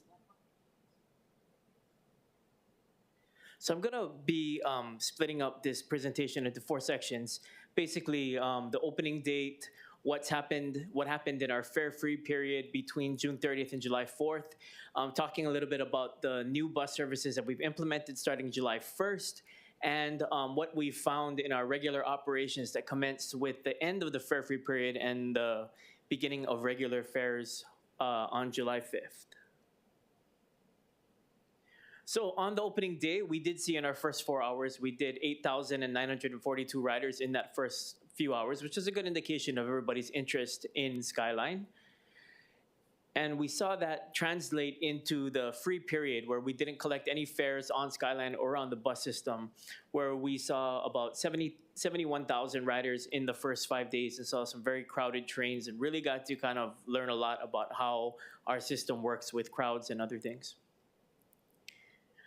On July 1st, what we did was we started a lot of new bus services. So kind of want to call attention to 12 new routes that we started on July 1st, which included services all along the Skyline line and even beyond that. We had Route 46 that operates between the end of Skyline on the west side and all the other connecting bus services to Skyline stations.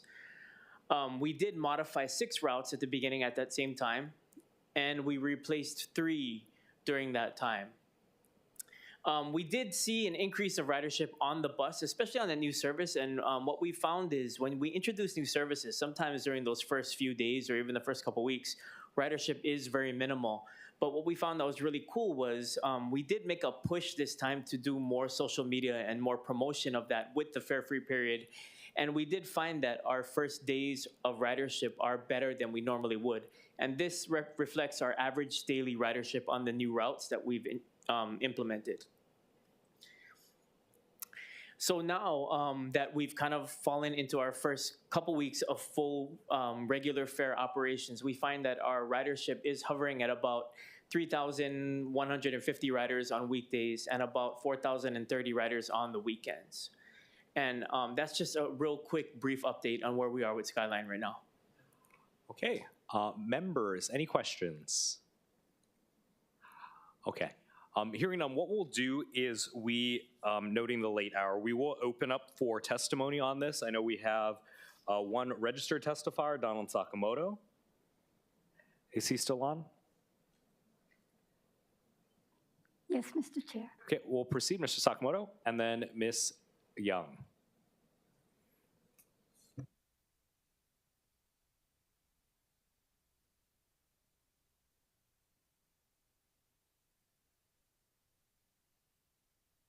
Do we have Mr. Sakamoto? Sorry about that, Chair. Can you hear me now? Yes, now we can hear you. Please proceed. Thank you. Yes, Donald Sakamoto, President of Citizens for Fair Americans with Disabilities ride. I ride public transportation, advocate for bus handy van now with Skyline. I was there on June 30th for the dedication. Wonderful event. Councilmember Topolo, you did a wonderful job. The Singing Star Spangled Banner and the Hawaii Honolulu. So kudos for you. But my concern is the ADA. The ADA for accessibility is a big concern for myself, who is blind. I noticed the kiosk machines when I went to observe them at the Aloha transit station. It was very difficult since I don't use Braille and I need somebody to do it. But to plug in a headphone jack, most people don't have one to plug in. And then to hear the audio so loud was kind of disturbing to hear people know what you're doing when you're trying to load the card in or trying to purchase a card. So the person that was talking to us said that there are attendants around that you can get, but that's a challenge when you can't see when you're trying to look for one. Regarding the stairway and everything else, escalator was the longest escalator I ever rode, but kudos for them to put that in, and the elevators. The rail ride by itself, it was good. There were some jitters when you started off in the station, but it was a fast, smooth ride after that, and I agree it was wonderful compared to what I rode in Silver Line in Washington, D.C. Regarding the Pro City Highland, I'm very concerned about the pedestrian bridge. I hope some kind of funding can be done to implement that pedestrian bridge because it's very dangerous. Kudos for Robin Shishiro, Deputy Director of DOT, for listening to my concerns, other concerns about point raised crosswalks, flashing lights, and I believe talking tick-tick for us people can't see, so we know where the crossing is. Regarding the rail line going towards Middle Street, towards Pearl City, Aiea, and towards West Side, after 7 p.m., there's no bus, so how are we going to get people to get to the destination when the rail is shut down about 6:30 to 7 o'clock, and there's no access way? If we do go, you have to go through all the different homeless people on the sidewalk just to get to another bus and Kamehameha Highway, which is very difficult when you're disabled or even a regular person. So that is my concern with the rail, but it was a wonderful ride. Chair Waters, I've seen Chair Waters there, talked to him personally and other members, and it was a wonderful day. Thank you, Roger Martin and John Nucci and the rest of HART and the mayor for inviting me and to participate in this wonderful event. But that's all I have to say. Thank you. Well, thank you, Mr. Sakamoto, for being a part of that historic day. Members, any questions for Mr. Sakamoto? Okay, Vice Chair Cordero. Not a question, but I just want to comment that that Mr. Sakamoto looked great at the grand opening. It was great. All right. I look like an old Joy man here. All right. On that note, why don't we move on to our next testifier, Angela Melody Young. Aloha, Chair, Vice Chair, and the City Council, council members. Angela Melody Young, testifying in support. So the project is an automated fixed skyway rail system along Oahu South Shore between East Kapolei Station and the Civic Center Station. The alignment is elevated except for a 0.6 mile at-grade portion at the Leeward Community College Station. The project is intended to provide faster, more reliable public transportation than can be achieved with buses operating in congested mixed flow traffic and improved transit links within the corridor. As part of the FTA accepted recovery plan, HART and the City and County of Honolulu have amended the scope of the project to reduce the federally funded original full funding grant agreement scope by postponing the last 1.25 miles of Guideway, the final two stations, Kakako and Ala Moana, and the Pearl Highlands parking garage. The revised description will be 18.9 miles and 19 stations. HART is working with the FTA on an amended document proposed in the recovery plan for environmental clearances and extension from the Civic Center station to the Ala Moana Transit Center, and a parking facility will be completed in a separate project phase. And in closing, HART's newly accepted recovery plan will allow HART to update the project progress based on the revised scope and schedule included in the recovery plan. We are in support because of all the good news we've heard from HART. All right, thank you. Members, any questions? All right. Clerks, is there anyone else standing by remotely to testify, or anyone here in the chamber who would like to testify? Mr. Chair, there are none. All right. So I want to thank DTS for coming and opening this system that has been literally decades in the making. It's very exciting. I think I've been on it several times and look forward to phase 2. I'll be riding it a lot more once we get to Middle Street, and certainly once we get into town. With that, there's no further business before this committee. Let me make sure we've done everything correctly. All right. There being no further business, the meeting is adjourned. Thank you, everyone.